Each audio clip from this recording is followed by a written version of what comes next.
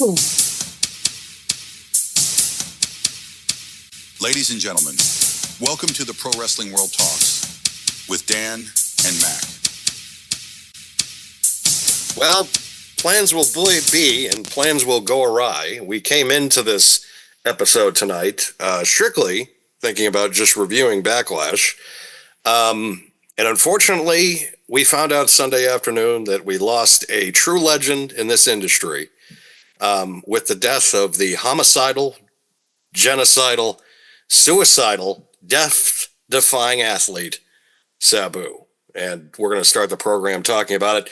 I am joined, of course, as always, by my co-host and best friend for over 20 years, Mac, and we have a special guest tonight. My other bestie of over 20 years, my brother to another mother, the man that we have been talking about on this program since we started it, even going back to our early days before we actually rebranded to PWW Talks when we were on the shoot. We always used to mention Boo Ran Billy. Boo Ran.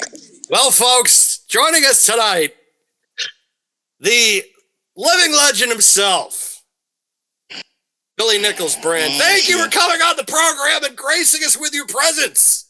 Say my name and I appear. I am better than Joe Hendry. I am your Generalissimo, the Larry Bird of action figure collecting. And hey, Dan, if people are going to boo me, I need a favor, first of all. Yes. You know what that favor is. Can you tell the nice people out there in Radio Land what that favor is? You can do commentary. I can? Yes, you can do commentary. Can I wear your blazer? Yes, I'm in.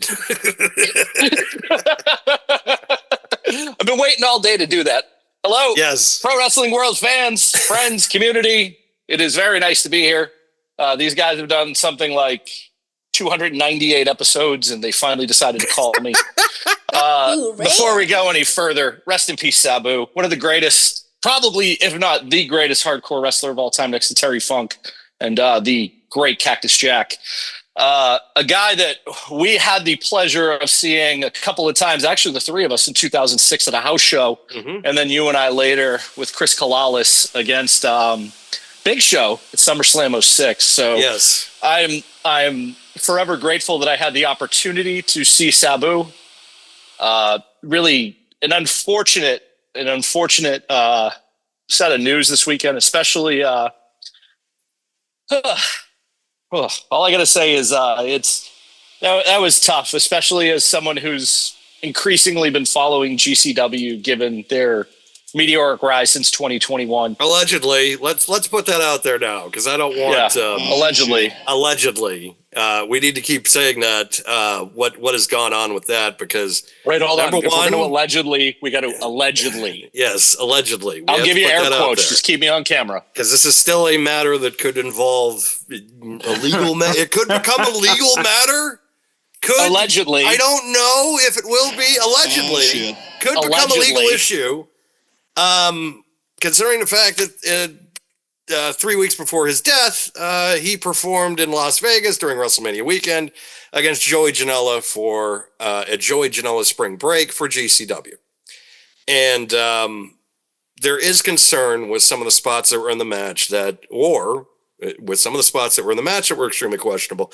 And also some of the things that has been reported and said by Joey Janela himself. I am not going to repeat that because, again, I do not want to be put in let's not allegedly. Let's not do that. Allegedly.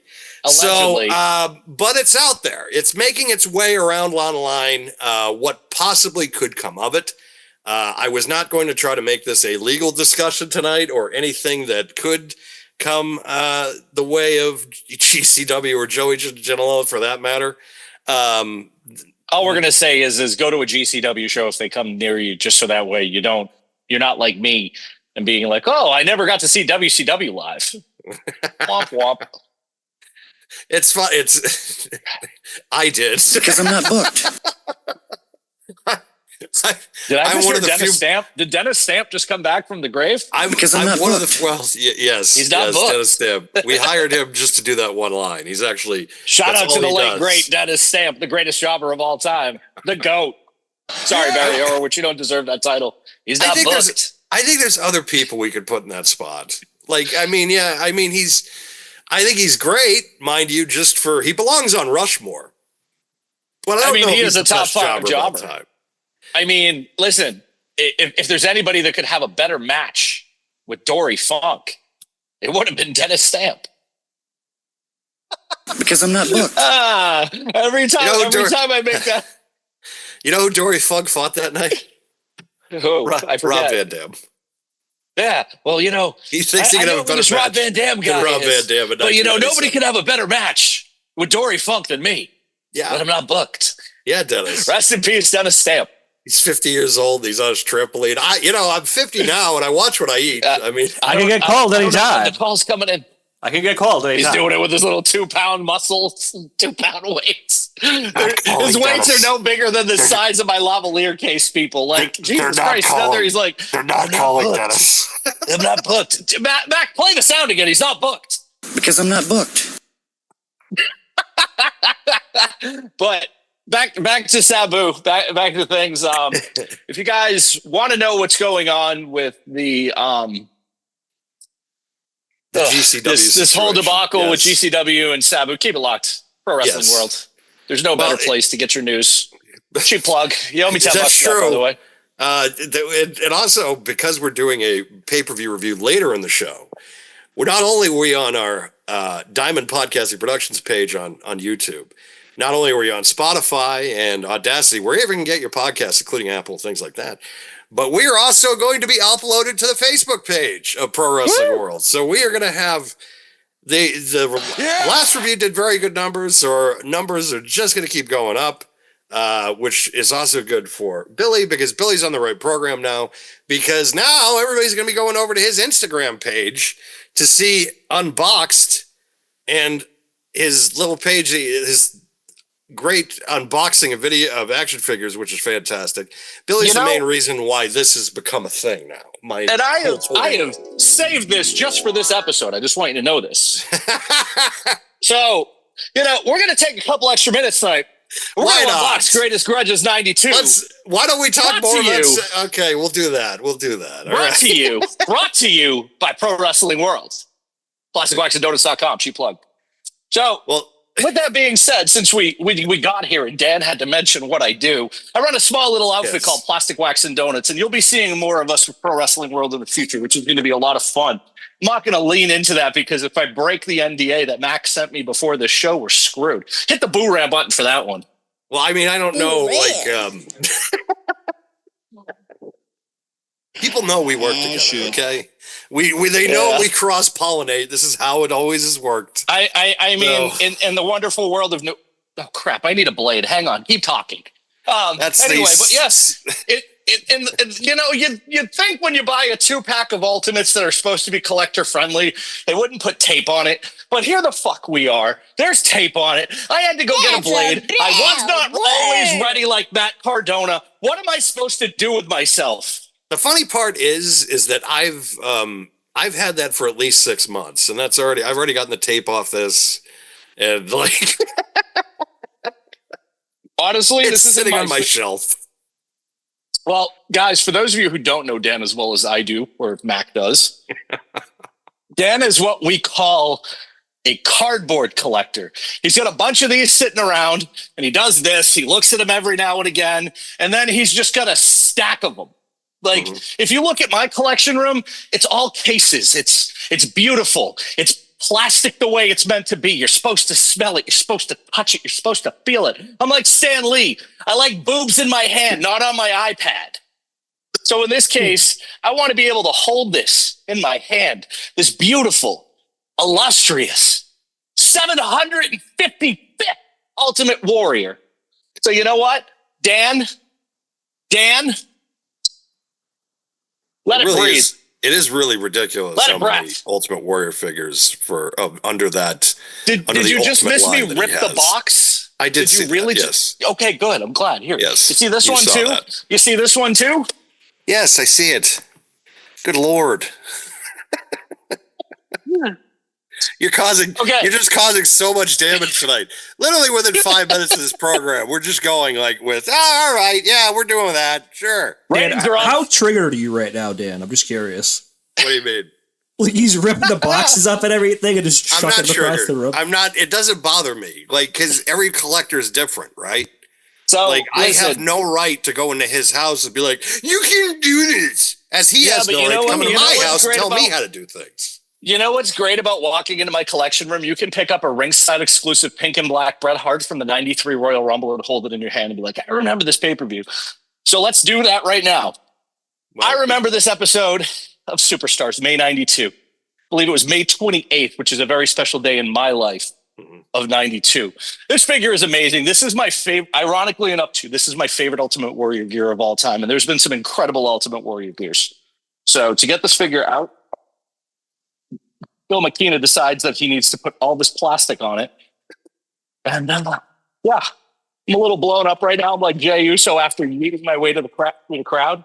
But this was one of my favorite Ultimate Warrior looks, and I always liked it because it was bright and colorful, and it combined the white. And it was a new look for the Ultimate Warrior because he came with that really cool shot. He had that really cool chalk line jacket, the old school WWF chalk line. It's very hard for me to go against his WrestleMania 7 attire. Very hard. Yeah. Okay. SummerSlam 91, WrestleMania 7. This SummerSlam 91 is also up there. Ultimate Maniacs is the fifth. Well, that Mania 6 attire too, with the logo on the chest, that was pretty. I don't know, man. That was pretty iconic as well. I really liked, and just like with Sabu, I liked some of his later looks where he started incorporating more color into his looks. Like when he was working with ICP and he did those really cool glitter blue pants. Those were I would kill for a Mattel Elite of that. Now, if anybody from Mattel is watching, because none of you let me mention you because I'm the first one to call out your quality control issues. Also, for the record, Zombie Sailor has made the absolute worst. And by the way, so you can block me, Josh, my Instagram is at Billy Nichols Brand. Just take my name and add brand at the end. It is the worst fucking Owen Hart figure I've ever seen. Oh. So let's just take a minute here. Look at this jacket. This is awesome. This is so cool. This is iconic. I wish they would re-release that jacket. Like for you would buy that. I would buy. I'm not really a chalk line guy. I'm pretty much I'm a fat guy in a t-shirt that I bought at Target kind of guy. I'm married. Ooh, man. Not trying to impress any women anymore. I'm too lazy. I'm in my 40s. Ooh, JCPenney has a sale on t-shirts. I think I'll look here. Like we've just reached that point. Instead of going to Hot Topic and dropping $40 on shirts. I'm kind of at that point in my life, like where I wear a lot of like my friends' businesses. Like shout out to Lost Toys and Comics, Miller's Place, New York. Long Wow, Island. everybody's getting fucking plugs tonight. Wow. Oh, I'm getting paid for these plugs, baby. Don't you worry. I am the king. Transactional friendships. I need some rollback on that one, buddy. I need a 25% discount when I toy out your store, pal. Mac with the perfectly timed boo rant. Shout out to the producer of this show. What's funny is that we were starting this program and we were going to try to go into talking about the legacy of Sabu, and then pretty much just turned into a giant plug for Mattel. I mean, I wouldn't have it any other way. Listen, this figure is one of those moments from our childhood that is so sweaty and angry. I mean, look at that. They did the warrior. We still don't know what he was exactly. Was he bleeding? What was that? What exactly it was black tar, I thought. It is. I mean, honestly, at the time, I thought it was an anti-smoking campaign. This is what your lungs will do if you smoke. So don't smoke. Warrior says, don't smoke. Meanwhile, Papa Shango, he's probably just like in the background smoking weed. He's just like, yeah, hey, man, hey. Yeah, and I worked in the strip club this one time, and I saw Vince McMahon give a guy the Doomsday device, and I was like,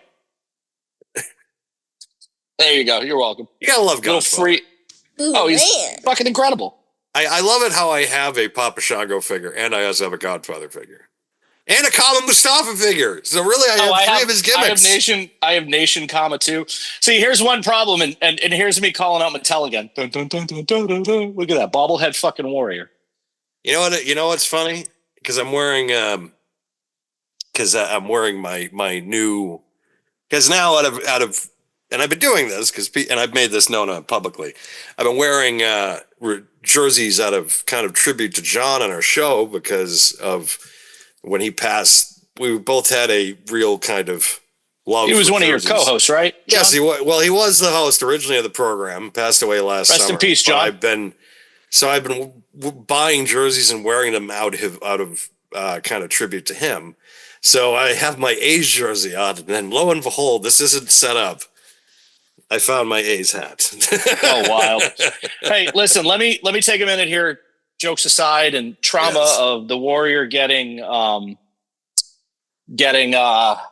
and feathered. oozed to death. A warrior trying to get his part in Secret of the Ooze aside. From what I remember of this show, when John was hosting, it was a fantastic program. When you first came in, felt very old school, very, very gorilla and the brain. And it felt John, like that. I'm sure the audience who love John and the staff and friends of Pro Wrestling World would feel the same when I say it was a tremendous loss to the independent podcast scene. It really was. Rest in peace, John. I miss him. And we've been trying to make the show more kind of everything that I've done when I took over the reins was to kind of I'm just like, okay, well, now I'm going to do this successfully and try to get so that way I'd attribute to you, and the work that you kind of laid the groundwork for. He kind of made the foundation, and then they brought me in, and it was just like, okay, like I consider it more of Mike and the Mad Dog from WFAN, where he was kind of we kind of switch roles sometimes because we would both occasionally be Mike and the Mad Dog. Because I try to think I'm Mike Francesa sometimes, except more respectable, not trying to sleep on the air. Is Mac upset that we haven't put him over yet? Is that why we're getting all these sound No, effects? he just doesn't like Mike Francesa. And that's exactly why you got the boo. Because as soon as you mentioned WFAN, I was just like, oh, yep.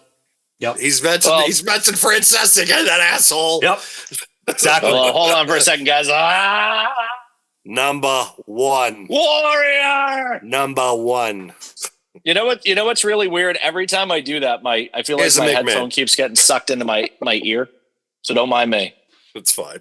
If I keep trying to fix that. So the first time that I saw Sabu. There you go, live unboxing. Yes, live unboxing is now completed. Be sure to follow the Billy Nichols brand on Instagram and be able to and do not miss a episode of Unboxed. Highly successful. It's not Unboxed anymore, just for the record. It's called the Plastic Action Hour. The Plastic Action Hour. Listen, long story short, when we retired a bunch of nerds, we retired everything that was. So there's some new stuff coming. It's not about me. Let's talk about Sabu. He is way more important than I ever will be. Well, yes, the first time that I saw Sabu, or even heard about Sabu, was the 1995 Reader's Poll edition of Pro Wrestling Illustrated, when everybody was not really talking about anything that WWF or WCW was doing, as they were in the doldrums. The only company in the United States who was making any noise at that point was Extreme Championship Wrestling. And one of the reasons why ECW was so successful and why they've gotten such a huge upswing in the mid-90s, in 93, 94, 95, was because of Sabu and Taz and Shane Douglas. Oh, yeah. But Sabu was really the guy that was the poster child for that company because of the look, the scars on his body. You looked at it and you were just like, I got to see what the hell this guy is doing. And you're seeing a human being literally turn himself into a wrecking ball and going through tables, in doing these acrobatic stunts that no one had ever seen before, using chairs, using ladders, using tables to an absolute new art form. And then you had guys copying him. He was probably the most copied guy of the 90s, I would say, other than like the Hardy Boys. But the Hardy Boys, I more include them in the early 2000s look, where everybody had that fucking look of the fishnet shirt and like the cut off sock, like armbands.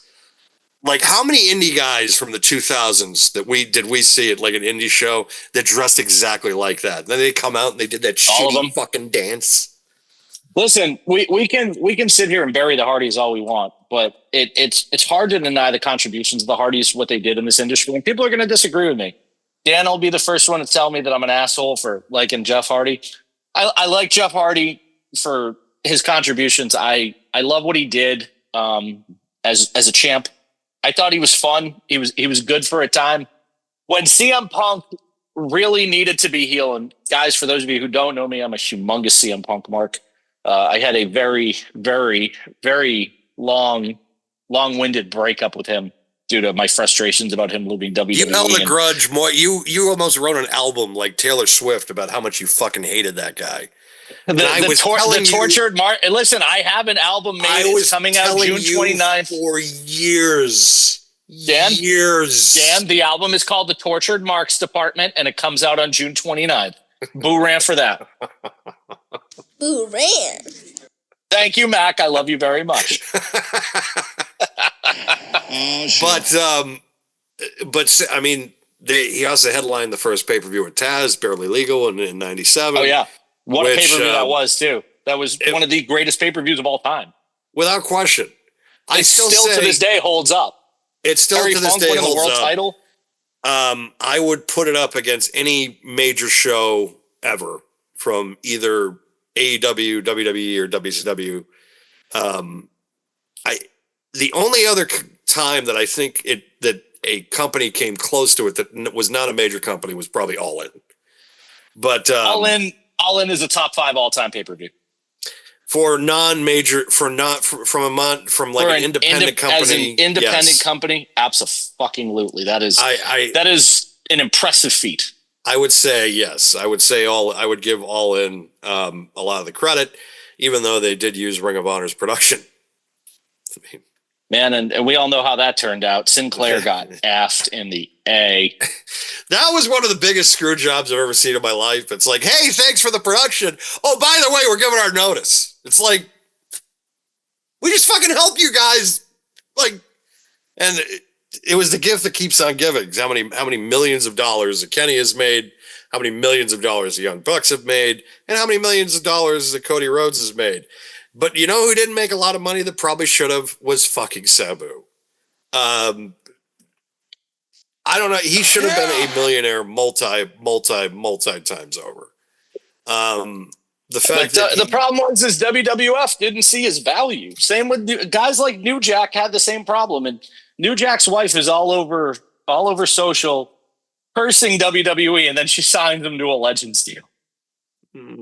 I mean, she's kind of a listen. I don't talk about people. I wanted to do something fun as a tribute, a custom tribute to him, and his wife literally said, "You got to pay me." He's got 9 kids. And I was like, I get it. And if any money gets made off of this, I would be glad to. And she goes, no, you got to pay me up front. I mean, and that's another guy that could have been a millionaire because the gimmick, Cornette, the greatest manager of all time. And you could fight me in the comments on that one. Jim Cornette set him up to be. Look at some of the guys, Jim Cornette, and we're Cornette marks. So, this is a very biased opinion. But yes, the simple fact of the matter is that Cornette set a lot of guys up to be successful. He, I know you don't like Kane, but he gave us Kane, the Unabomber or Unabomb. New Jack, another one. And New Jack, I was at Mass Transit. My dad made us leave. The first time that kid got stabbed, we were out the fucking door.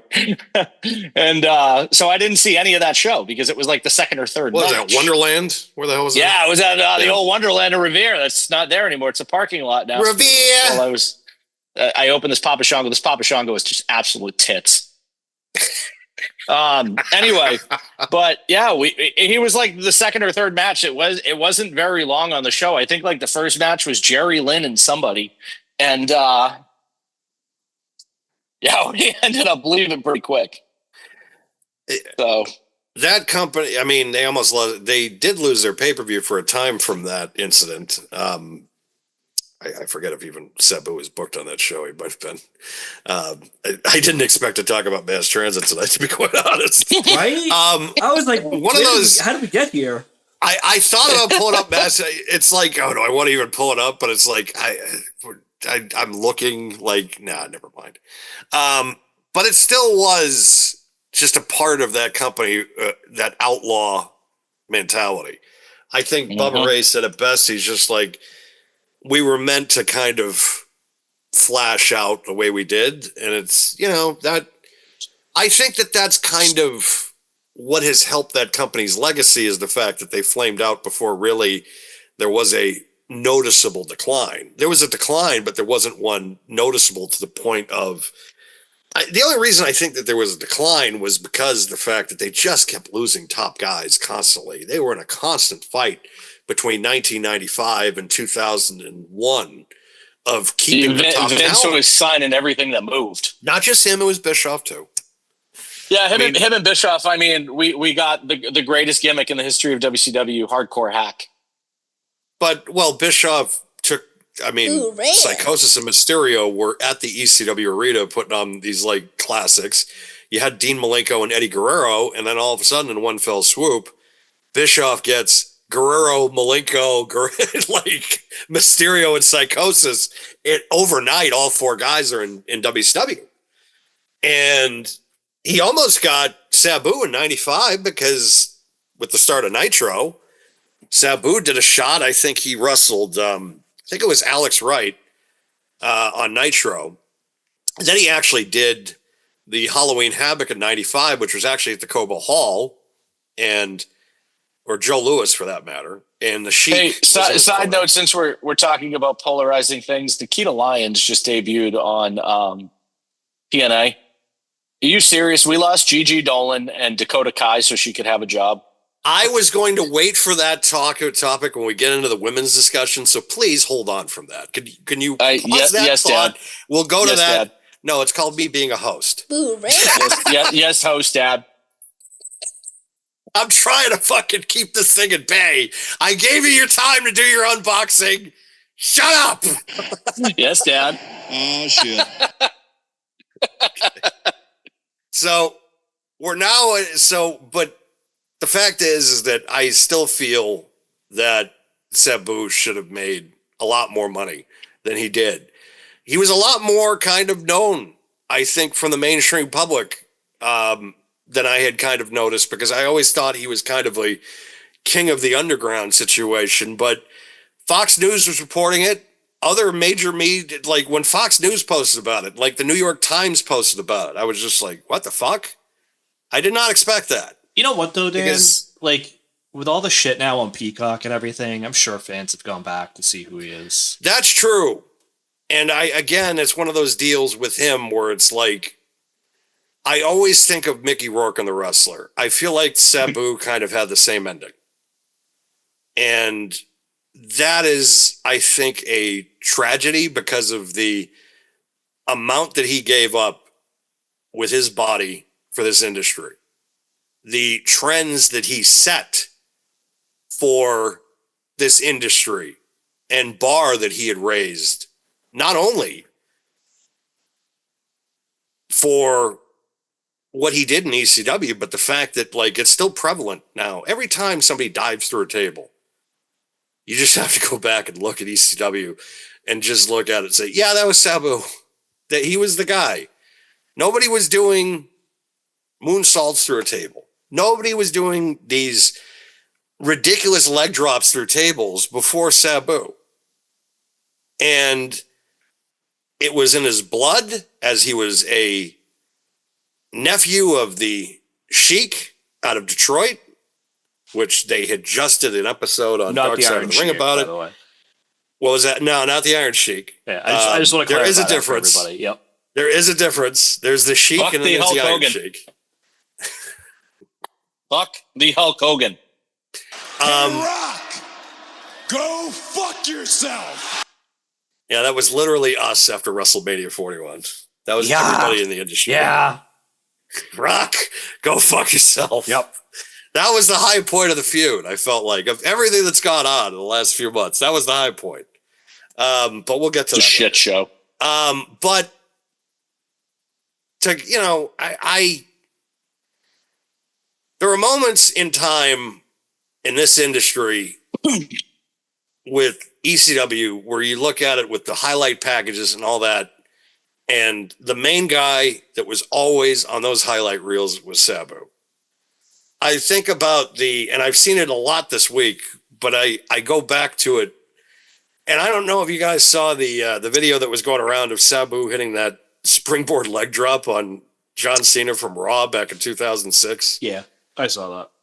And Oh, yeah. I'm watching that, and it literally is like Jordan doing a dunk. The beauty of it. It was automatic. It was automatic. It was literally that foul line shot, like that foul line dunk. You're just seeing this guy, and it was perfect.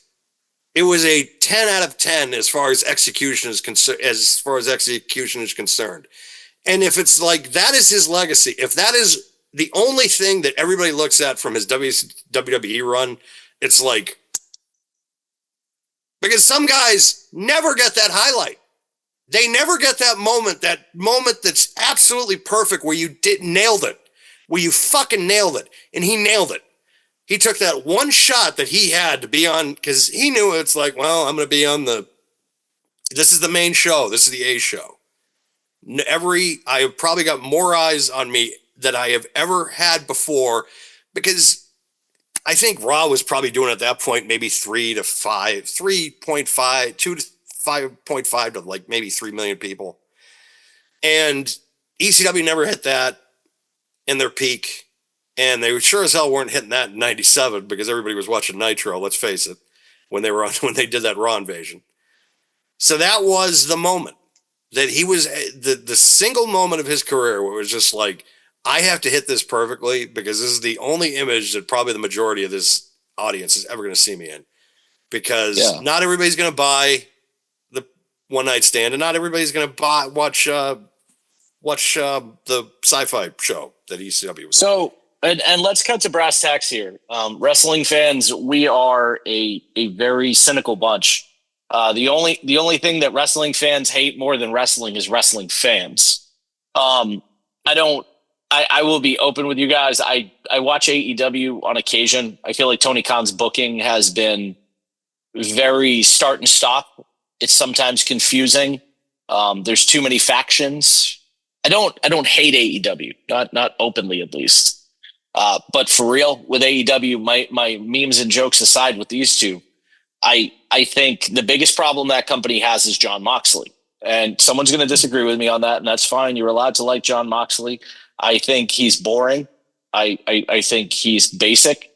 And everything that's happening with him as a world champion right now reminds me of a time when Hulk Hogan was world champion and he shouldn't have been world champion.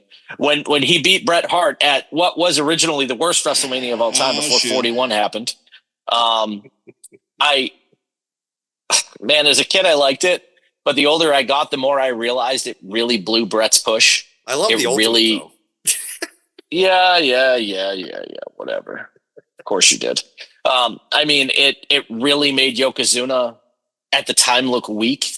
I mean, obviously he came out of it strong because he decimated the MAGA powers, 1/3 of the MAGA powers. This is what Billy sees in his head at night.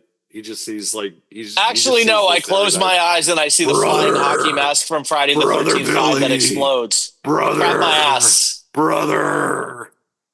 I just made a Friday the 13th reference and Dan missed it. What the fuck is that? Brother. Hey, what the We'll fuck talk is later, that? Hulk. Brother. No, actually, first of all, I see Rat-a-tat-tat-tooey.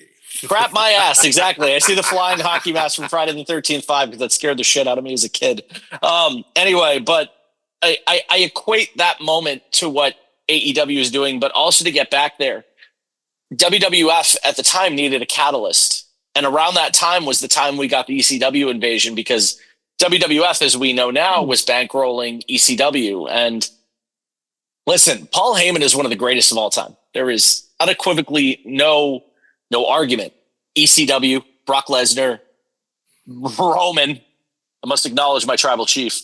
Yes. And now this new dangerous alliance, which we're getting ready to see a third member of before we get to Money in the Bank.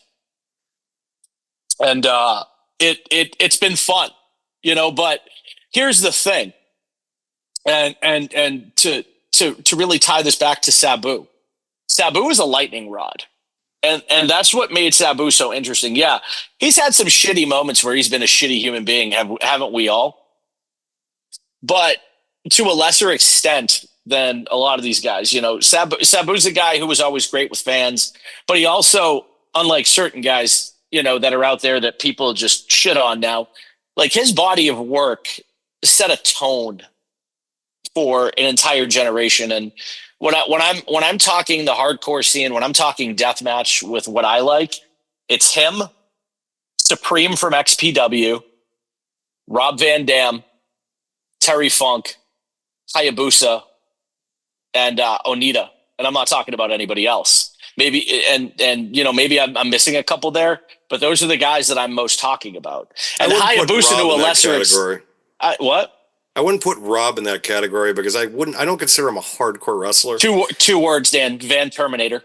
Yeah, I know that, but like that, the most savage chair shot in the history of the world. He wasn't doing like barbed wire matches and like fire matches. Yeah, neither was Hayabusa though. But some of his spots in FMW. Still an FMW. I mean, God rest his soul, man. What a sad story that was.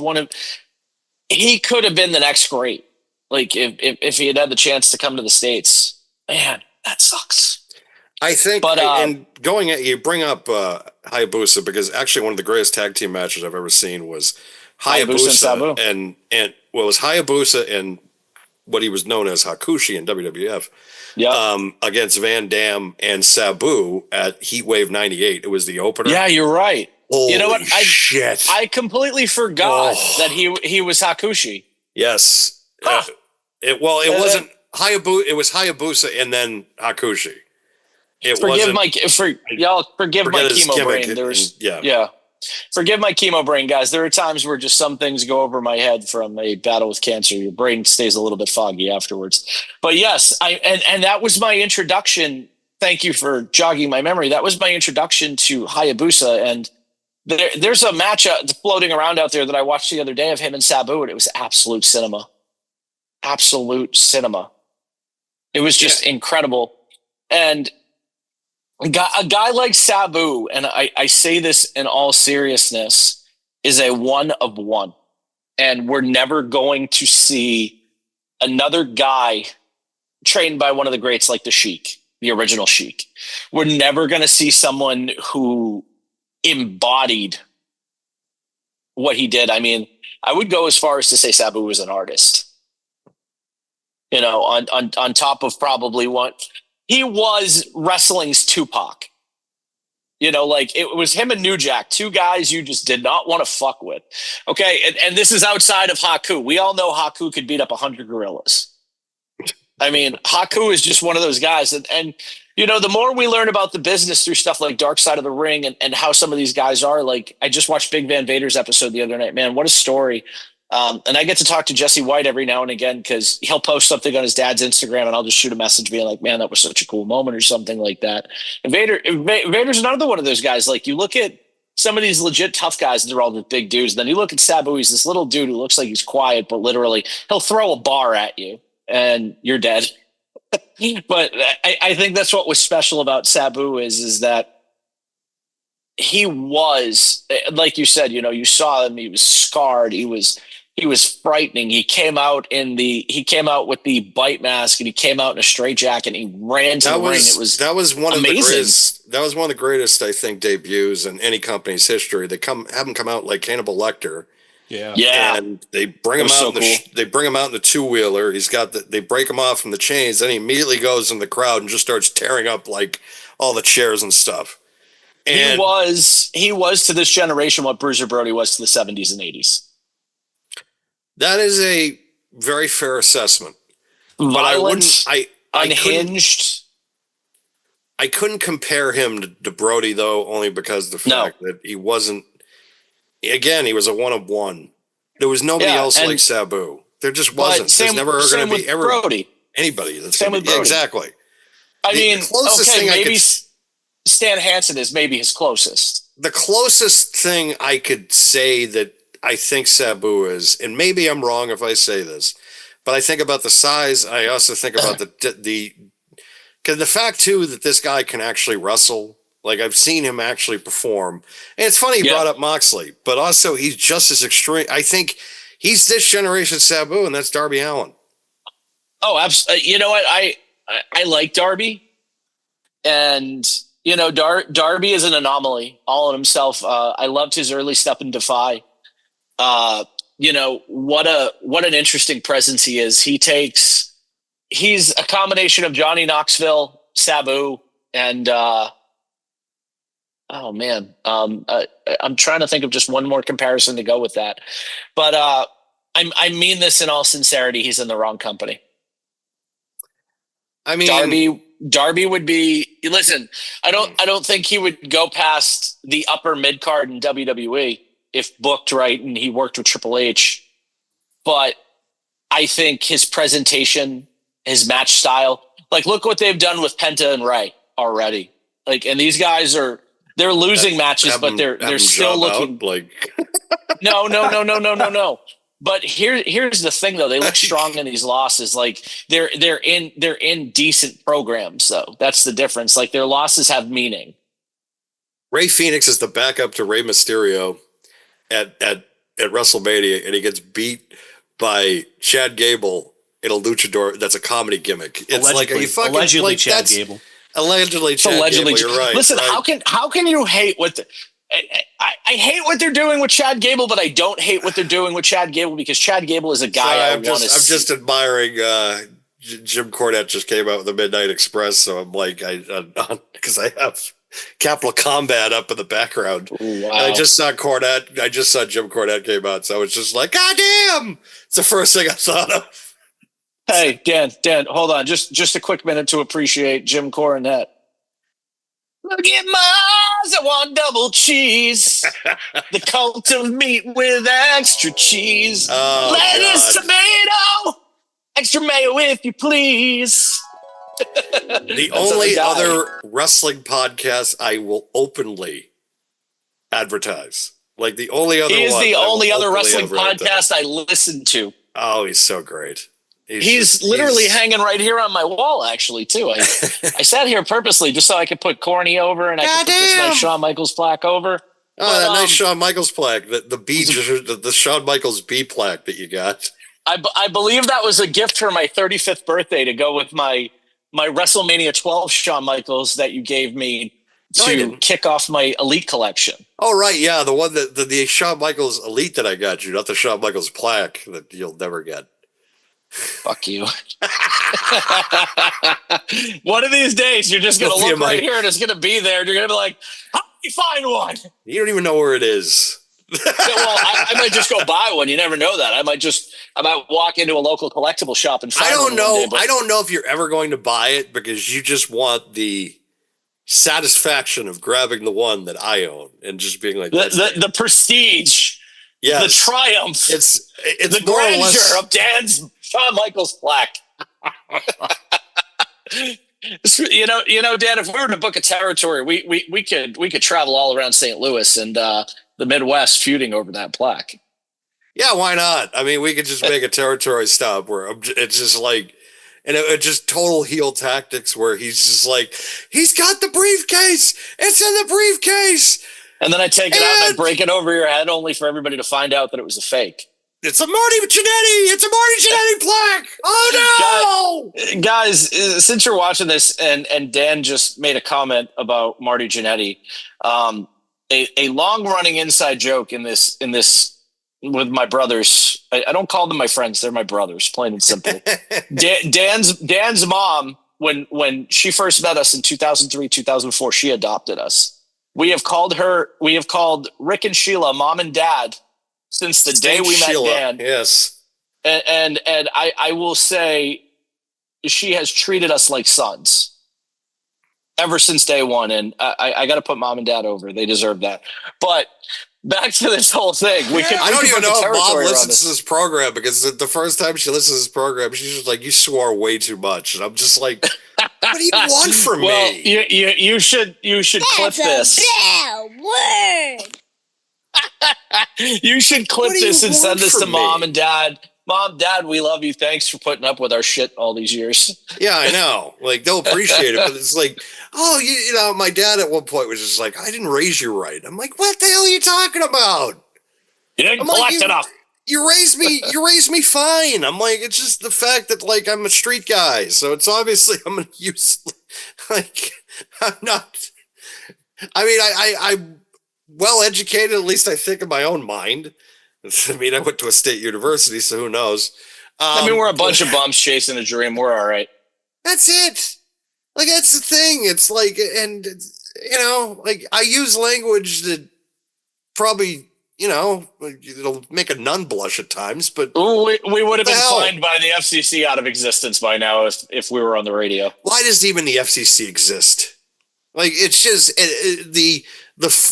it's not a governing body anymore to be like, oh, terrestrial radio, but any jackass can go on YouTube and hear the worst stuff possible on their They're the podcast. fellas at the And freaking it's- FCC. Yeah. And they're just still sitting there like, oh, terrestrial radio. Oh, if you're on NBC, you can't be doing that. Meanwhile, you're on Peacock. You can say whatever the hell you want because it's an app. And so it's like, why do you exist? Like, you know, you wonder if Doge is just going to sit there at some point and be like, just got it. Yeah. Anyway, But yes, any final thoughts or memories of Sabu? Mac, do you have any thoughts or memories of Sabu? I feel like you've been quiet like this whole time. Like, I mean, I just let you guys speaking cook through on clips. Sabu. You guys probably know it better than I do, but no, I mean, I remember Oh, you know watching. it pretty well, CW2. pal. You I were did, there. but not as You were much. Yeah, but not as much. You know, there. like, We indoctrinated you. no, you definitely did. How many DVDs did we just sit at your house and watch? Amazing. Like, Listen, A lot. Side note on Yeah. that, Mac. Now that you said that, amazing What? memories too. May I add? Oh yeah, 100%. Absolutely, absolutely. I'm very I think- fond of those memories. No, me too. Me too, for sure. I think for me, it was when he teamed up with RBD in 97, though. That was cool. Yeah. Yeah. I think, you know, a lot of that, some of his New Japan stuff that I was able to watch, you know, that it's just, you mentioned it earlier, Billy, like he really was an artist. Yeah. You know, and the things he And- was able to do with the feuds that he had, and especially ECW, obviously, it's just, I'd go back, You know- I'd revisit that. Oh, absolutely. And good weekend trip for all of us right there. Just revisit some Sabu.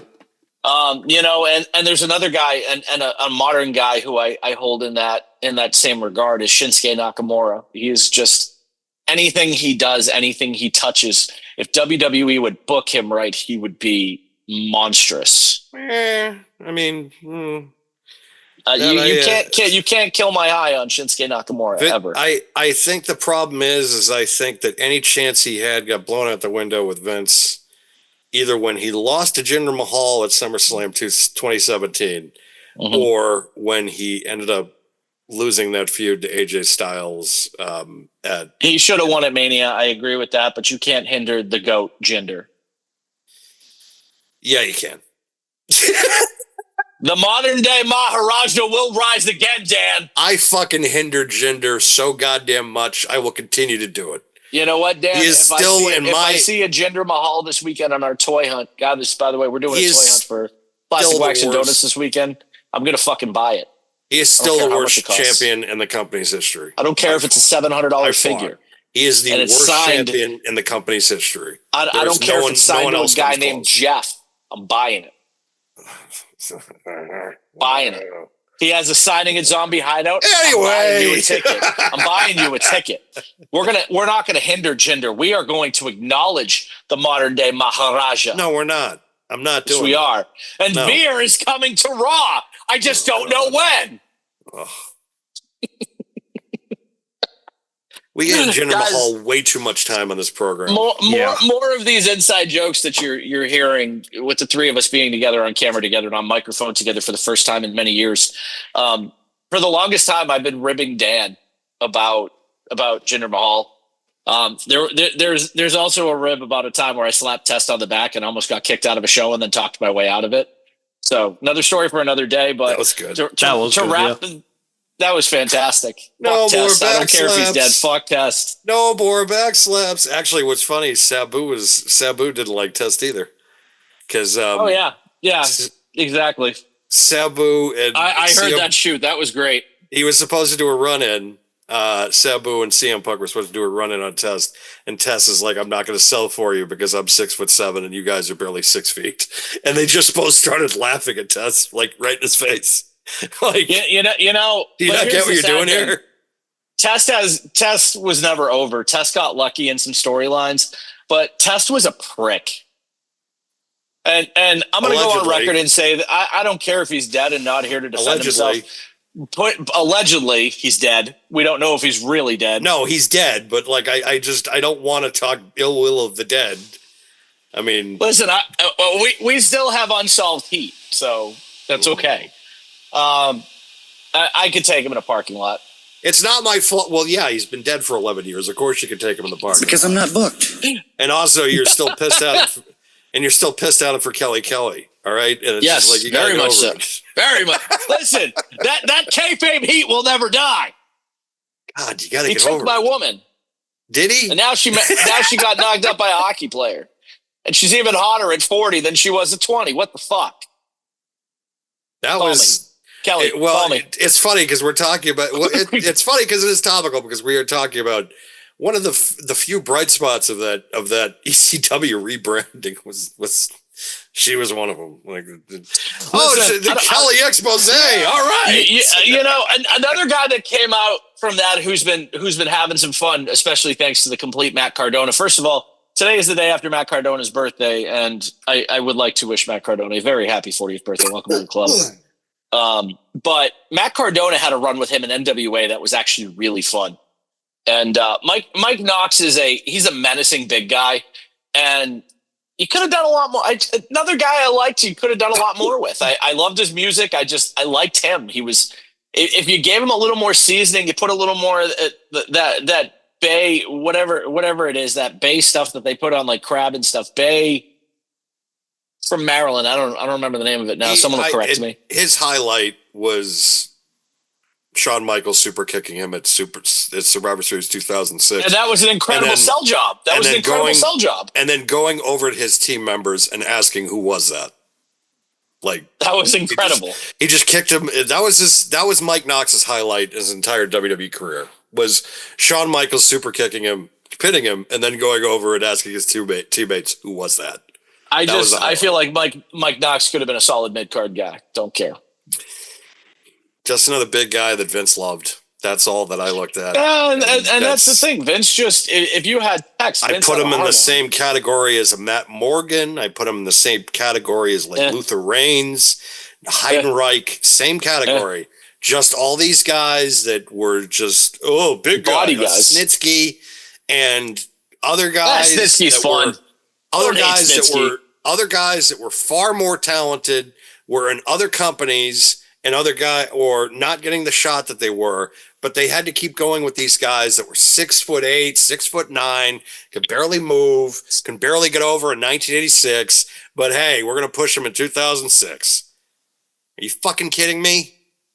It's 20 years. It's 20 years later, and I'm still pissed off about it because all he did was just waste fucking time.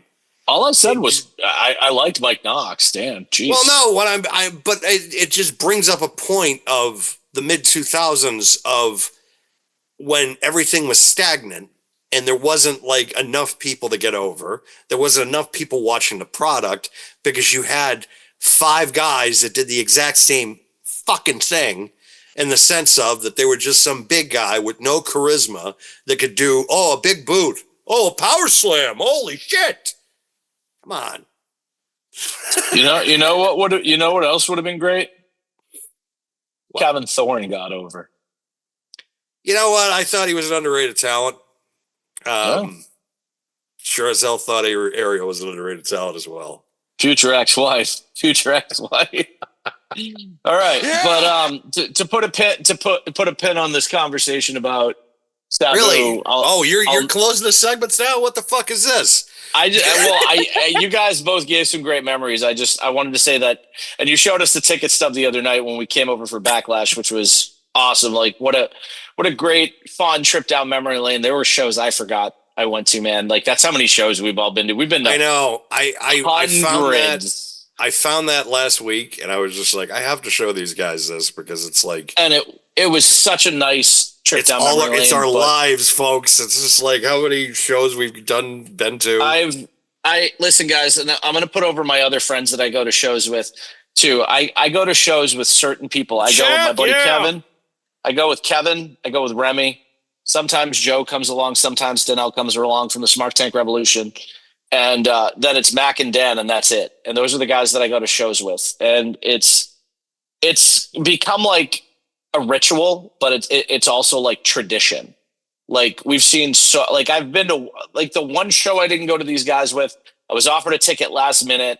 It was Raw on September 21 when Big E won the world title. I finished chemo the day before, and a friend of mine was like, "Hey, I got an extra ticket to Raw.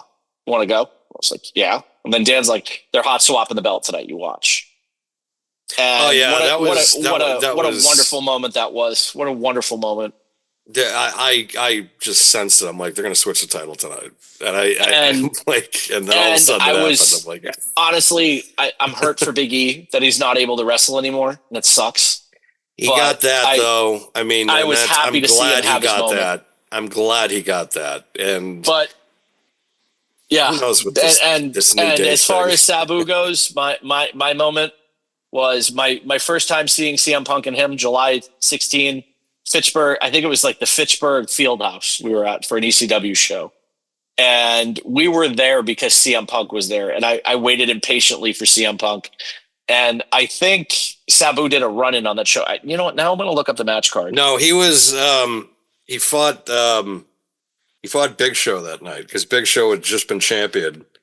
And it was supposed to be Van Dam, but Van Dam was on suspension for the pot bust that actually Sabu was involved with. But Sabu only got a fine, which was funny because I think it was his pot. At least that's what I've been made to. This show was July 30th, 2006. Just to give you guys context, Balls Mahoney defeated Eric Perez. Derek Neekirk and Ryan O'Reilly defeated Little Guido and Tony Mamaluke. Mike Knox defeated Stevie Richards. CM Punk defeated Kevin Thorne.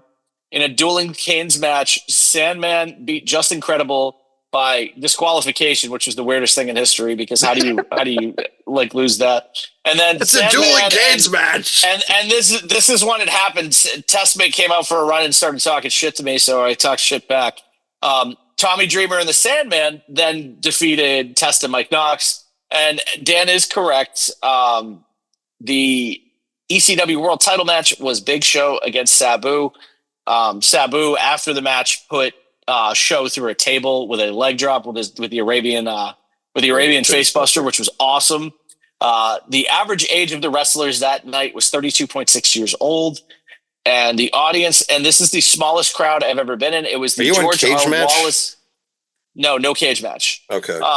This was at the George R. Wallace Jr. Civic Center in Fitchburg, Massachusetts. There was 750 people. Yeah, this is actually the ticket stub for that night. Hell yeah. And it was one of the best. And listen, Dan and I, Section 1, row 1, we've been seat 9. We've been to shows all over. The only other show I didn't get to go to with because Dan didn't want to drive out that night was I went to Ring of Honor when Cody won the ROH World Title, best in the world. That was a fucking phenomenal night because that was the War Raiders' last match or War Machine at the time's last match in ROH. But yeah, fond memory right there. Getting to see Sabu do the Arabian Facebuster live, and it's such a thing of beauty. There are just guys like you look back at that era like And it's like, damn, I was so lucky. Like I always think that with Eddie Guerrero, and I fight with Dan every day about this. The other guy who I love dearly, who I think is quite possibly the greatest of all time, next to a Shawn Michaels or Ric Flair, The Undertaker, AJ Styles. I mean, you ask me on any given day, Eddie Guerrero will always be in my top 5, but that top 5 is so interchangeable because there's a lot of guys that I truly admire from that era. But man, Eddie Guerrero was cinema. I would have killed to have seen Eddie Guerrero and Sabu go at it one more time. I think they had 1 or 2 meetings in ECW. They might have just house show meetings. Sabu fought. I know Sabu and Jericho had matches. I think back when we liked Jericho, because that was when they were advertised. I think it was either on Extreme Warfare or either Volume 1 or 2. The one with Kimona, the night Kimona wanna lay a dance that's out the ECW arena.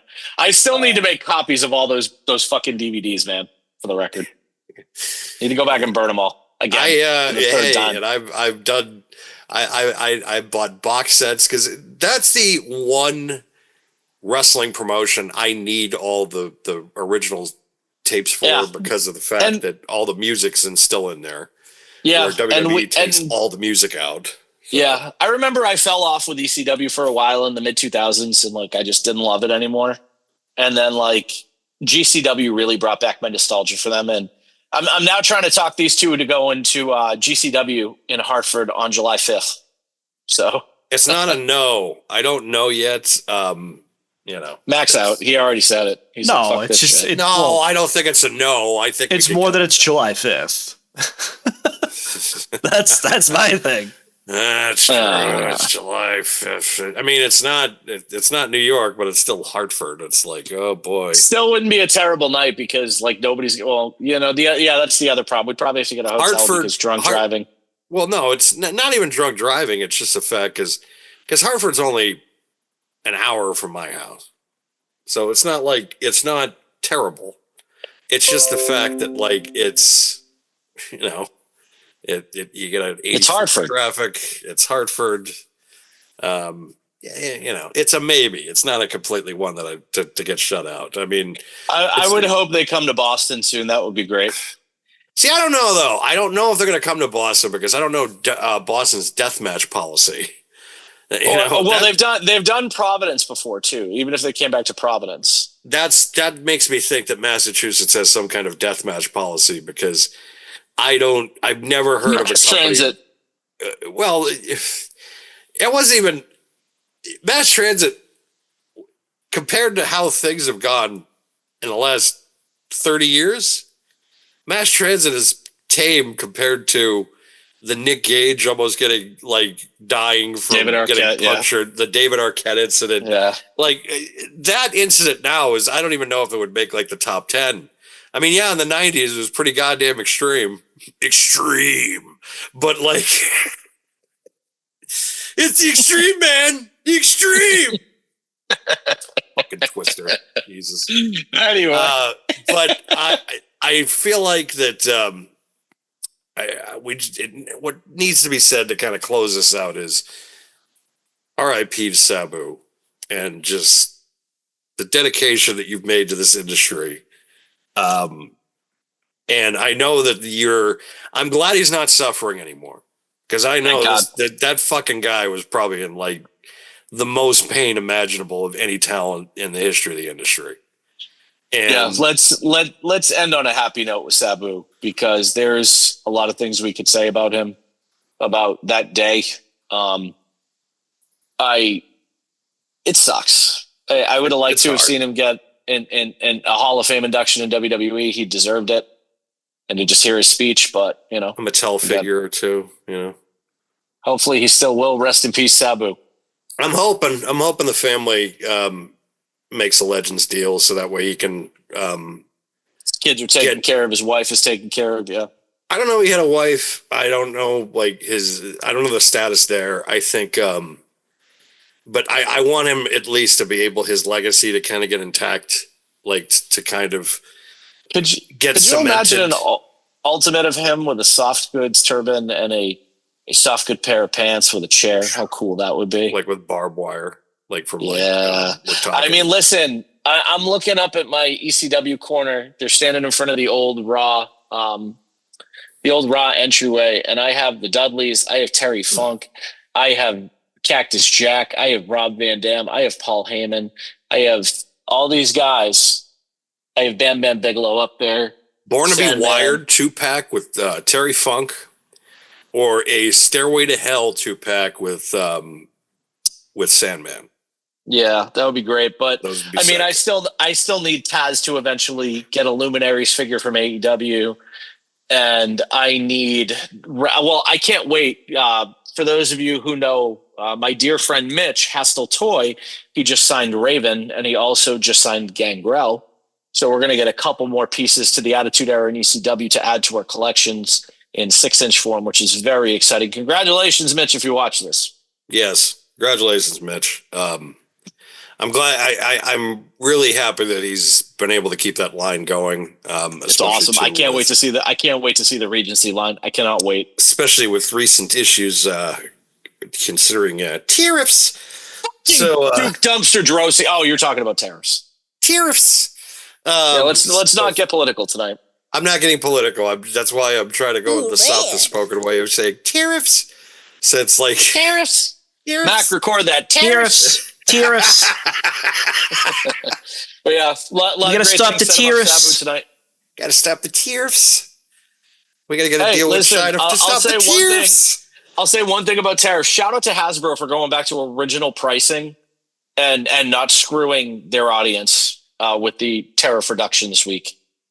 Yeah, Mattel pretty much told us to go fuck ourselves. Well, Mattel's in a constant fight with the current administration, but that's another story for another day. It's just it's one of those deals with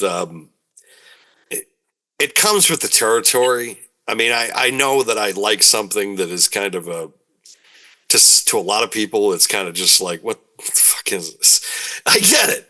So and it comes with the territory of price changes. I mean, there's been a number in the last couple of years with inflation.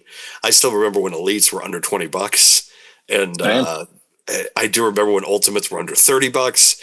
They're not so they're still priced, I think, reasonably. They haven't priced me out yet, but I still feel like that we're getting to the point of, oh, these are going to be like $35 to $25, maybe closer to 30 on the elites, and then closer to 40, and that's going to be when it's like,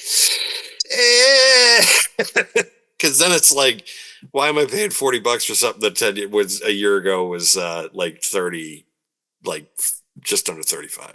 I mean, I'm at a point, Dan, where I have 400 plus elites. I mean, I'm kind of good unless they make certain guys. Like, I'm just buying guys to upgrade guys. Like Drew McIntyre. I don't need more than one Drew McIntyre. My Drew McIntyre's right here. He's getting bumped out when my ultimate comes in. Oh yeah, when Papa the ultimate Shango comes in, will be Papa Shango and Warrior. That Papa Shango and Warrior 2-pack, the Hall of Fame 2014 2-pack. It got bumped out for these ultimates. I finally opened, and I got to say, these could have been in the conversation for figure. These could be in the conversation for figure of the year. They're fucking fantastic. The battle pack, if I recall, also were basics, right? So. What the Hall of Fame? The Hall of Fames? No, they were elites, but okay. We can do a whole nother episode on toys. Don't worry, we can. I think the battle pack that I'm thinking of is the one with the Hogan, with the Undertaker and Sting. That was like those were basics. They're still hot though. Listen, I got an idea. Let's book a crossover episode. Plastic Action Hour X PWW Talks.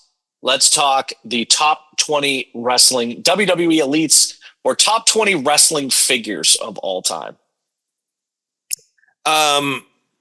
Yeah, I think that's a great idea. We might have to go out and grab some figures or involve some people who collect LJNs. But if you want to talk modern era Hasbro to current, your boy can talk that, and you know that. I gotta talk to some people at ringside, anyways, too. So I'm not. Hey, I've been waiting my whole life for this because I'm watching Capital Combat. Holy shit! RoboCop's coming out. Oh my god! RoboCop is making his way to the ring. Now Holy I need a RoboCop for the WCW cape. Here comes one of the Horsemen gonna do. Oh my god! Oh, this is the shittiest RoboCop I've ever seen in my life. I think Child's Parties have better ones.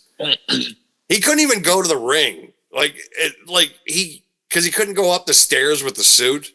So Yep. it's such a hideous story to even talk about. But he came out and it was just like, well, I've been waiting my whole life for this, so I need to repeat it. RoboCop! They're backing away from RoboCop. It's like, it's the shittiest. I mean, Sting is taller than the guy they have as fucking RoboCop. Like, how the hell can you? Oh God, this is terrible. I mean, what the fuck is absolutely that? awful. Mac, are you watching Capital Combat too? No, I'm definitely not right now. No, You're just sitting here producing the show. No, he's I'm running the sitting here board, my reacting to guy. everything. He's running the board, baby. All right, call it 5. You're live. But I think that's going to wrap Call up it 5. Are you there? Nope, they're gone. I think that's going to wrap up our conversation on Sabu. And the next part, And an impromptu unboxing. All right, and an impromptu unboxing, yes. But the next part we need to talk about is something actually that has been kind of a hot button issue that we've been discussing for quite a while internally in chats, but also with other thing that's been that also needs to be stated because I just saw the graphic kind of go up first. And I wanted to make quick mention of it because it was a mention tonight on social media released by Jim Ross himself. Also, Billy, survivor of colon cancer as well, currently been in remission since 2021 at least. 23. 2023. 2 years, the 23rd of June next month. So lots to celebrate, my friend. So, Hell yeah. it was announced tonight by Jim Ross himself that he has been diagnosed with colon cancer. We don't know the stage yet. Well, from personal experience here, and I'm going to break kayfabe for a second here and not be a complete and utter obnoxious prick for 5 seconds. Colon cancer, my friends, is something you do not want to deal with. A diagnosis like this is, first of all, Jim Ross has already had skin cancer, which is just as frightening. Good old JR put out a tweet this morning about how he's scheduled for surgery in the next couple of weeks. What that tells me is either this tumor is gotten so large that it's inoperable, and that he's either going to be stage 3 or metastatic, or it's very early on, and if they resection him with light chemo, he'll be able to get through this. This poor man has been, and listen, it's bad enough that he's had to deal with the brunt of all of our shit when we've criticized AEW. But this man has dealt with skin cancer. He lost his wife, and now he's going through a second war with cancer. And I signed up for Twitter today just to send him a message because I work with an amazing foundation. I work as a spokesperson, actually, a more of a mentor to those who walk this road with an incredible organization called the Colorectal Cancer Alliance. I did it for the Colon Cancer Foundation until they absolved this past year. And I reached out to Jim with just a bunch of resources. I left him my personal phone. And this is probably weird coming from a wrestling fan, but I left him my number. I was like, listen, these are the people you can contact here. If you have any questions, you can call me directly. You know, we don't want you to think you're alone in this situation because, listen, I'll tell you right now firsthand, colon cancer is like getting in the ring with New Jack, and New Jack has a fucking machete in one hand and a machine gun in the other. Thank you. I needed that actually just to break up this seriousness for a second. This is something that you go into and you're not the same afterwards. I'm not going to get into details here because my personal health struggles are nobody's business, but I will tell you mentally and physically, I am not the same person I was before all this. And these two can cop to it. I was the indestructible son of a bitch who hit a rock wall when I fell asleep in 03 at the wheel of my car. And I walked out, went to work the next day, and had a date 3 days later. You know, I was just going to say you were a douchebag, but if you want to go out and say all that, that's up to you. Yeah, I wasn't. I was a shit swizzle. Yeah, I mean, listen, I'm breaking kayfabe for a second here to be serious. Here's my memory. I work heel. We know this.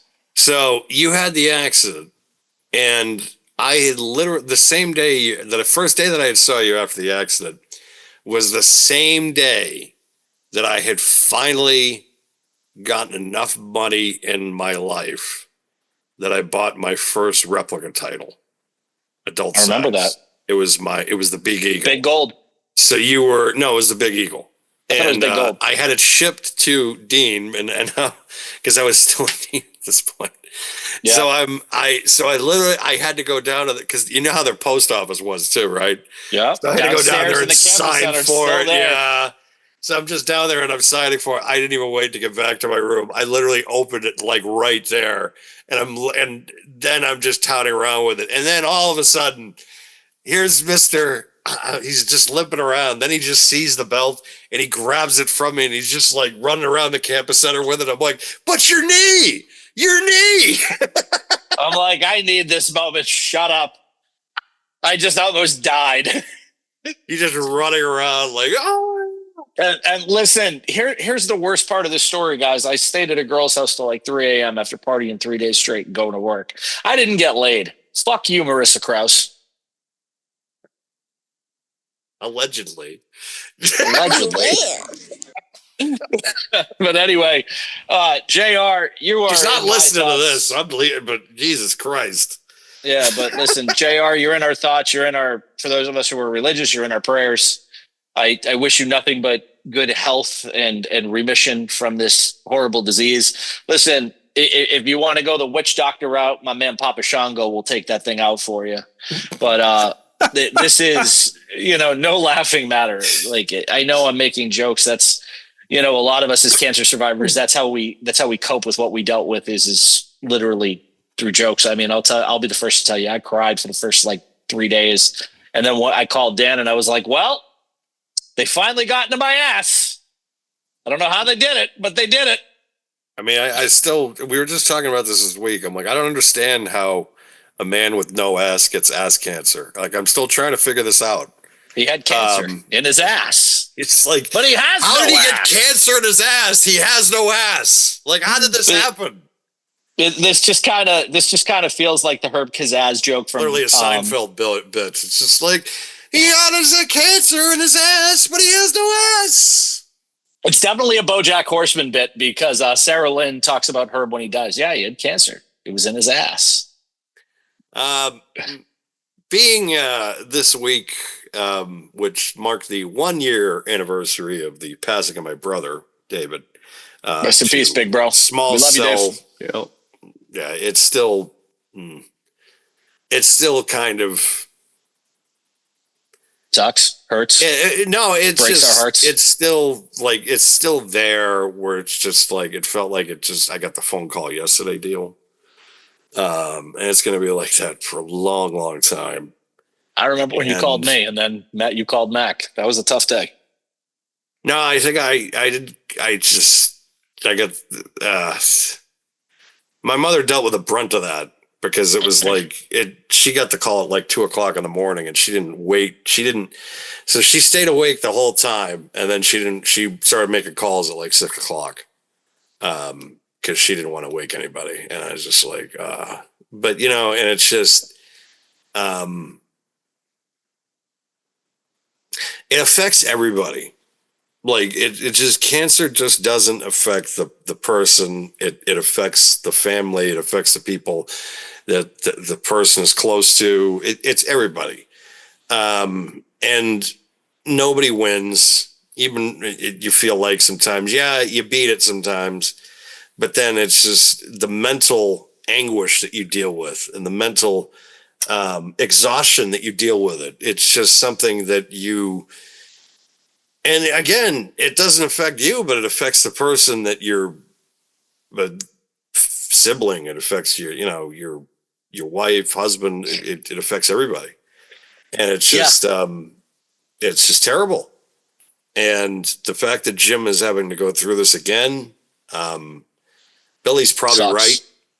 Billy is probably right. To be quite honest about his, and I don't know any of the specifics. It hasn't been released yet. Jim hasn't released the specifics of that yet. So he's either early stage or he's late stage. And exactly. I don't like to be pessimistic like this. And everything Dan just said about the way it attacks you mentally, I'll tell you, I have days where I just don't want to get out of bed.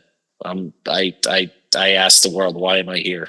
And then I realized these two idiots, the one idiot upstairs that you can kind of see in that photo with me and Kenny Omega and the Young Bucks behind me,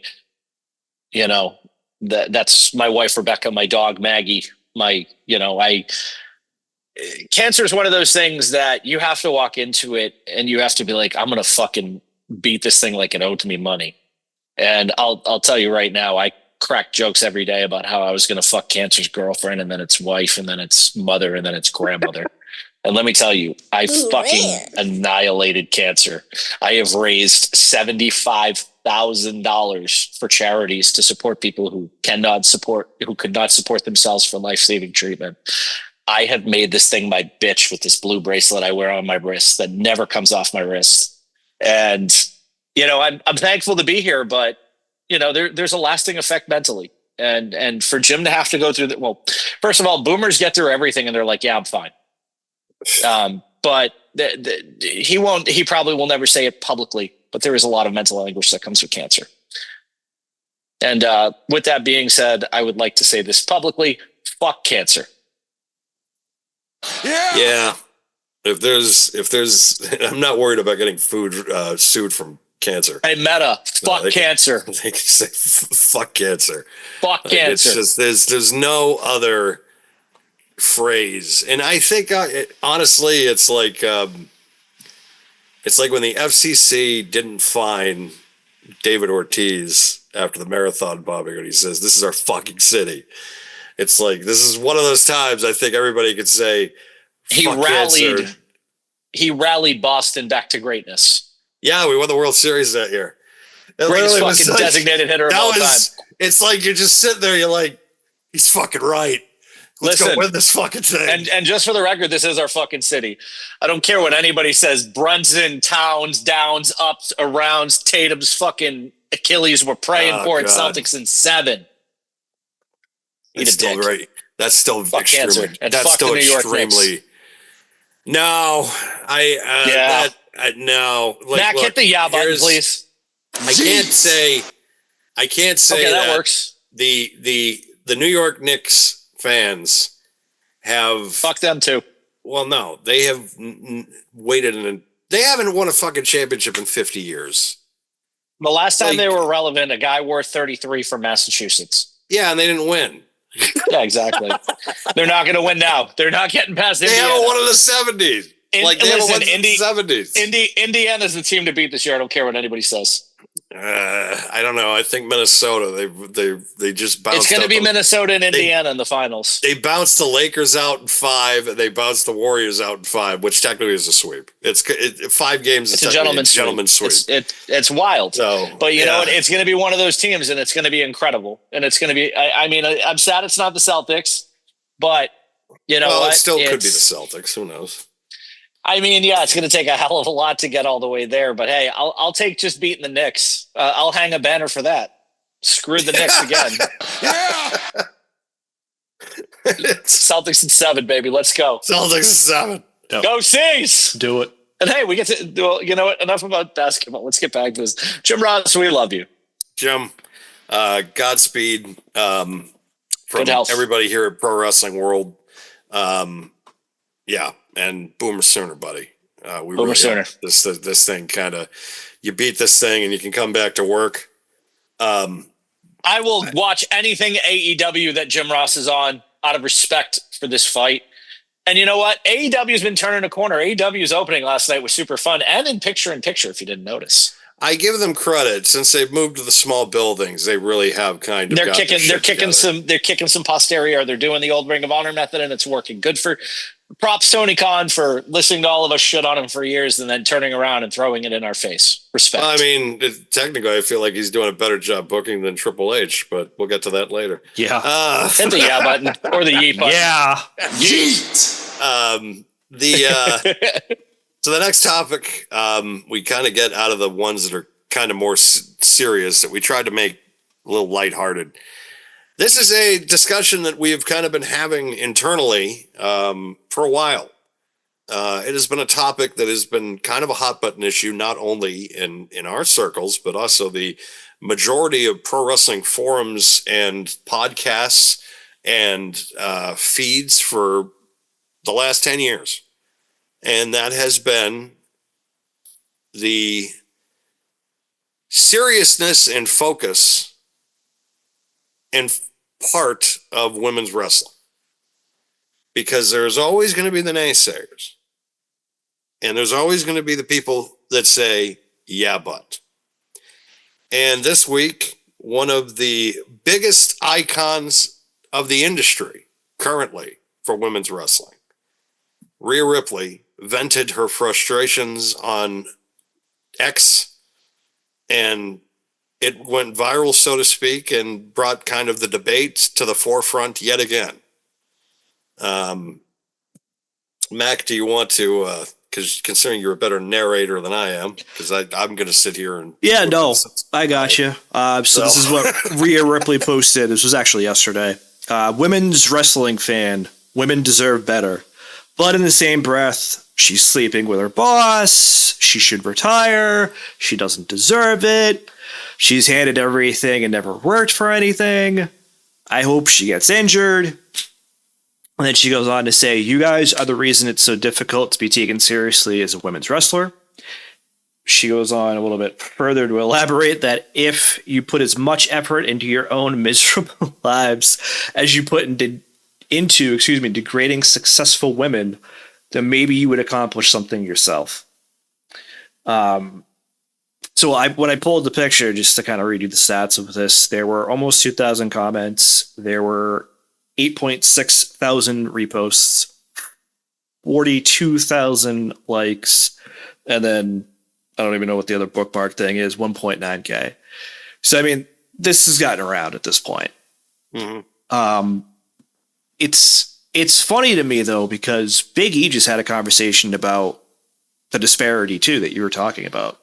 Yes. And it's very telling that this post comes out a few days after that, I feel like. I'm wondering if this is almost in response to Jonathan Coachman's comments that we kind of talked about last week in the preview for about Bayley. Yeah, we were talking about Bayley. I almost wish that this is some kind of response to that, because those comments are probably the worst takes I have heard in this industry this year. Maybe Jonathan Coachman have a relevant take? Fuck Jonathan Coachman. It was the most tone deaf argument that I've ever heard about a top talent ever.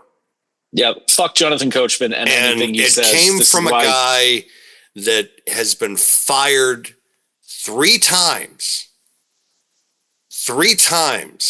by the 2 biggest conglomerates in sports media today, in ESPN and WWE, and you couldn't make it in either company. And now you've hitched your wagon to a guy who has claim to fame was he wrote Raw for a couple of years when WWE got hot, but he had to filter everything through Vince McMahon. And when he had to go out and make it on his own in WCW, he put the final nails in the inevitable coffin of the company. But you've hitched your wagon to that, and now you think that you have an opinion that absolutely fucking sucks. So wait, Dan, before you finish that, do me a favor, cut a promo. Been waiting to say that all night, so please do. It's just, I think he just did. Horse shit. It's this constant, it's these old heads. And even Cornette does it, and I get annoyed with it. But Cornette will listen to you when you disagree with him. And yes, he will. He'll hear you out. But and he'll have a spirited discussion with you via Twitter, and he'll thank you for your time. That's the difference with Cornette. Hold on. And I don't think this is about that as much. Not to kind of, come in and step on the ashes here or anything, but I think it's also, there is a subset of fans that go to these shows, that go to these signings, whatever they may be, or they post on social media, and they don't respect boundaries at all. No. And we've talked about this with Asuka numerous times, because a couple months ago she was getting stalked, or people were coming up to her and just being inappropriate in some way, shape, or form. So I think there is a lot of that still. And apparently some of them occasionally get death threats, I heard, when I was kind of trying to research this. Yes. And yeah, it's gross. Like, I always used to think it was a joke, like, don't send dick pics. And meanwhile, there is a legit set of fans, or, obviously for dick pics, a little bit different, but still, there are people that do shit like that. And well, yeah, we grew up with one of them. Yeah, a couple of them actually, I think, but that's besides the point. It's literally that subset of fans where you're right. It's ridiculous, and people need to understand that there are boundaries. They're humans too. Do you go running up to, like, I think of like Derek Jeter, I think of Sammy Sosa, I think of, LeBron or Michael Jordan. Like, do you go up to them and try to stalk them? No. I mean, do you want an honest answer? People actually do, sadly. But that's part of the problem is, again, respecting those boundaries. Agreed. I wholeheartedly agree. I'm trying to line up a timestamp at the moment. I got you, dude. I told you. I literally just sent it to you now, like, as we speak. Anyway, my jokes aside, and now Mac having to edit more. No, I have to edit, you fuck. No, well, Dan having to edit more. Anyway, Kairi Sane said something to me when we did a photo shoot for her for a signing she did here in Boston. There was a fan that just had been following her around the country. Fucking yeah. And she pulled us aside, and Ernie, the owner of the shop, and asked us to have him removed and gave us context. And he literally walks in with roses and all this shit. He goes to hug Kyrie, and bang, WWE security just pulls him right out. Listen, and I'm just going to be rude for a second here. Some of you sweaty basement virgins really need to get the fuck out of the wrestling hobby.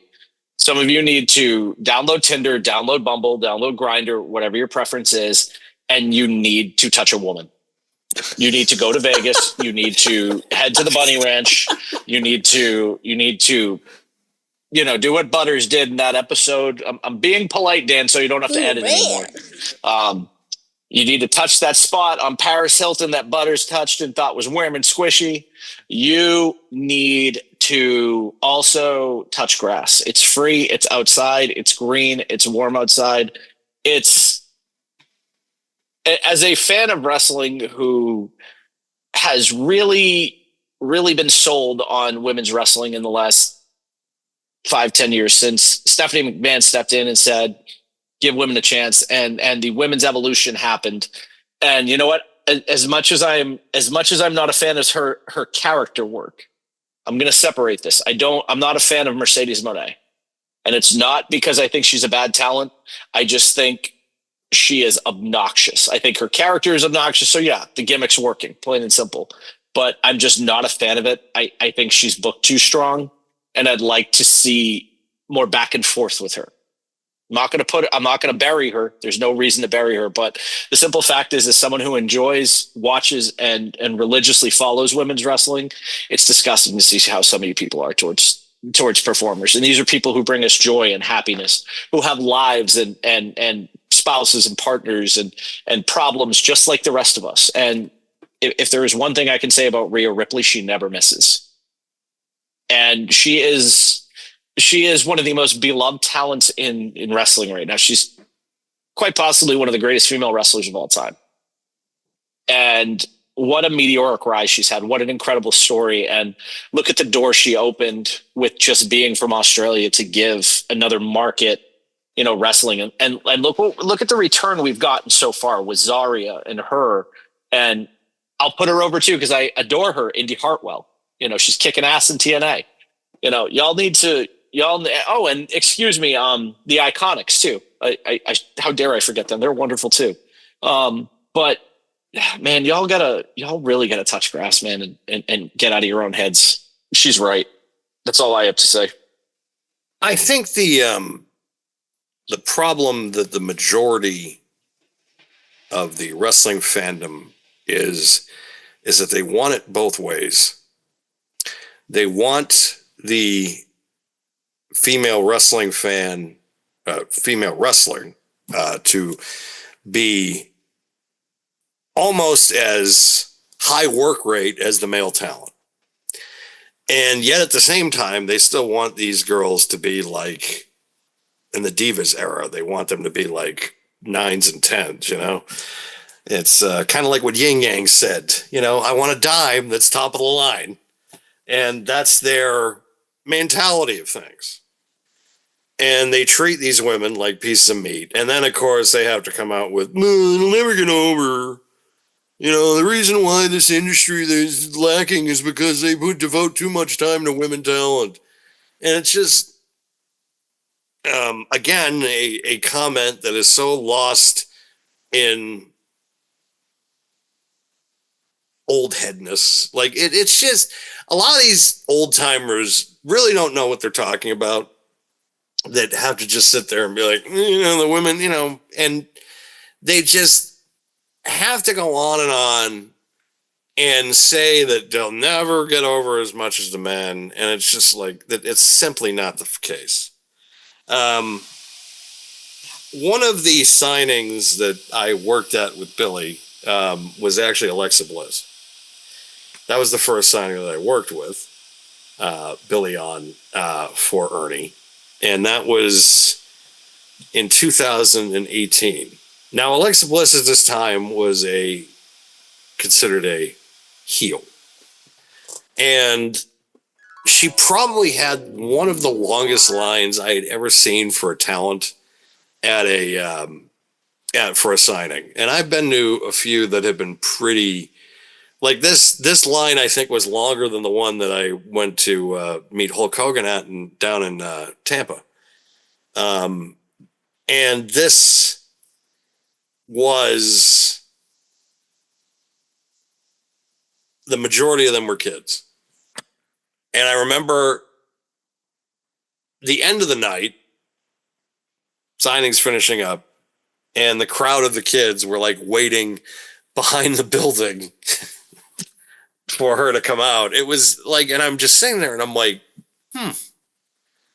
she's getting like a hero's welcome and a reaction, a bigger reaction from people than a lot of the male talent would at this point, because John Cena was already kind of waning in talent. He wasn't, he was not as far as talent is concerned, but he was already going to Hollywood.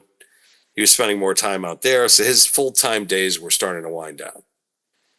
And Alexa Bliss at this point is considered one of the top attractions in the company. She's treated like one, and people are taking her seriously. She's selling merch, and all these kids are outside, and she's this mean girl.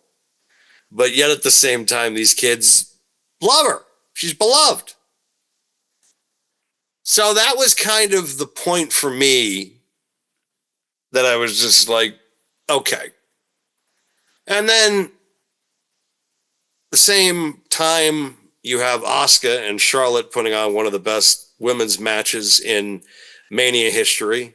I didn't like the ending, but still, it put women's wrestling again at the forefront. And nobody was really anti-Charlotte Flair yet. This is also the same event at WrestleMania 34, where Ronda Rousey made her debut for the company. And yes, you can say what you want negatively about Ronda Rousey, but Ronda Rousey brought her star power and also her name to a division that at the time was still trying to get its feet wet and sorely needed it. Yeah. And as much as I don't like the character Ronda portrayed and the way it ended, Ronda did so much. She did for women's wrestling. And you know what? If she were standing in front of me right now, I would literally be like, I couldn't stand your character on TV. I can't stand the swagger you walk around with, but God damn it, do I appreciate everything you did for wrestling. I am always. Go ahead. Sorry. Same with Charlotte Flair. I think we're all just clamoring for a storyline with Charlotte Flair where she has to claw her way back up. Like we want to see new talent made, and then we want to see her work with new talent because Charlotte Flair's fucking awesome. I don't care what anybody says. I love Charlotte Flair. This current iteration of Charlotte Flair needs work. That's all I want. I want her to have something interesting to really sink her teeth into. There wasn't enough with her and Tiffy. I wanted more of it. I think it needed some build. And you know what? I think we're going to get more of it, and I hope they run it back because you know what? You give them some more time. You give them some more seasoning. You give them that smash burger seasoning, and you give them that cheddar cheese, and let me tell you, that's going to be a banger. And not that it wasn't at WrestleMania 41. It was one of the most pleasant. The women's matches were the pleasant surprise of WrestleMania 41, and not even because they were pleasant. That's bad wording. They stole the show. Well, Stole the triple show. threat match, at least. Oh yeah! Night two, wow, match of the year, match of the year candidate right there. Might be one of the matches of the year. Got 5-star rating by Dave Meltzer. And tremendous love for Bianca Belair. I don't know. It might be 0. Which again is adding to the credibility of women's wrestling. And absolutely. But another thing that I wanted to bring up was a year after the thing with the Alexa. I met a Bob Evans in Tampa, and a brutal Bob Evans. Major pod reference. You can't I was at a Bob Evans in Tampa, and I was wearing my Becky Two Belt shirt. And the waitress came up to me and was just like, "I just want you to know that I absolutely adore that shirt." And hell again, yeah. it was just like another point of because now because the girls used to like wrestling because there's a reason why John Cena was put on that forefront, and also because too that every time that he came out, he would get that big rush. It was the same thing with Jeff Hardy. The minute that he took his shirt off, you'd hear the cackle, the cackle of females, and Trab. They were a draw. They were heartthrobs, and the fact now that women are able to kind of attach themselves to talent. And now it's not just a male devoted industry. There's women now that are actually invested, other than their heartthrobs. Now they're attached to Rhea Ripley. They're attached to Alexa Bliss. They're attached to Bianca Belair. Bianca Belair, in my honest opinion, is probably the best female role model the company has. And that's the truth. I mean, people can sit there and say what they want, and I've been saying that for years because Bianca, when I saw people going to signings of her dressed up as her, and she is a hero to young women. She is. She's awesome. So it's like, I look at that and I look at Rhea Ripley, and the problem with Rhea is, and it's not her fault, because she tends to be on dipping into party lines, as they say, because there's that party lines of she's one of the best in-ring talents in wrestling history, but also too there's going to be a crowd. She's also going to get the outside crowd because of the fact that she is, again, as Yin Yang said, a dime that's top of the line. So she's going to get a lot of people from outside the wrestling business. They're going to chime in and be like, "What's up?" And she's going to get that. And I think that she might have to differentiate a little bit of, there's going to be guys that are going to be oogling over you, but that's not just wrestling fans. It's just going to be people in general because they see you and they're, she's one of those girls that just, we all think, I don't think there's anyone who doesn't find Rhea Ripley attractive. She is a beautiful young woman. And I'm being very polite right now, but I know grown straight women who are in love with Rhea Ripley. Just saying. Steph does not like her. That's okay. But listen, here's what I like about Rhea Ripley. She's had a consistent evolution. She has grown into her role, and I think that's what makes her so tremendous. Is that 3 years ago when she was in War Games, Bianca was the star. And we saw that rise start as she started to leave Judgment Day and the Judgment Day split began. we saw the makings of a true top gal. And her rise has brought us so much other cool stuff. Julia and Stephanie Vaquera are in WWE now. Amazing. Jordan Grace is in WWE. That's a lady we all have appreciation for and have enjoyed watching in TNA. We have all these incredible female talents that are making their way to national television to wrestle, and it gets cooler and cooler, man, as time goes on. And I'm stoked on that. I'm very invested in women's wrestling, and it has nothing to do with looks. It simply has to do with the fact that some of these ladies are legitimately, and there's a couple folks I would just be like, I don't understand why they're in wrestling, because I feel like they do too much and they're not good at anything that they do. I'll get to that in a minute, but you get someone like Rhea Ripley, who is so deeply passionate about this industry, and you see the value that she's brought into the women's division, and then has helped elevate who she's helped elevate. She's helped elevate so much talent. And then you see what Mariah May and Toni Storm were doing in AEW, and you see all this other stuff going on around, Mina Shirakawa coming to the States, other companies bringing in, like Megan Bain now being on a main stage too. There's just a lot of good folks in wrestling, a lot of great female talent. And like I said earlier in the show, if you didn't edit it out, wrestling, there are two things that wrestling fans hate: wrestling and wrestling fans. I wasn't going to edit that out, so don't worry about that. Yeah. Okay, I good. I feel like that's a true I know statement. you edited that part out where I said Celtics in 7. So No, I'm not editing. The only thing I'm editing out is just one thing so far. Names. Just Batman. one. How dare you? How dare you edit out Batman? I'm just editing out one thing so far. Batman. So, yeah, exactly. Are you surprised it's only one thing and it's not been like 12? I'm rather surprised, but at the same time, I'm still mad because you know better. You fucking know better. I had to pop you once. Come on. No, you didn't need to pop me once because I already got popped enough, and then all of a sudden you're just like throwing that out there. Meanwhile, everybody knows who it is, but you just had to throw it out there. And now it's just like great. All right, what? Great. But now I got to cut it. So Howard Stern.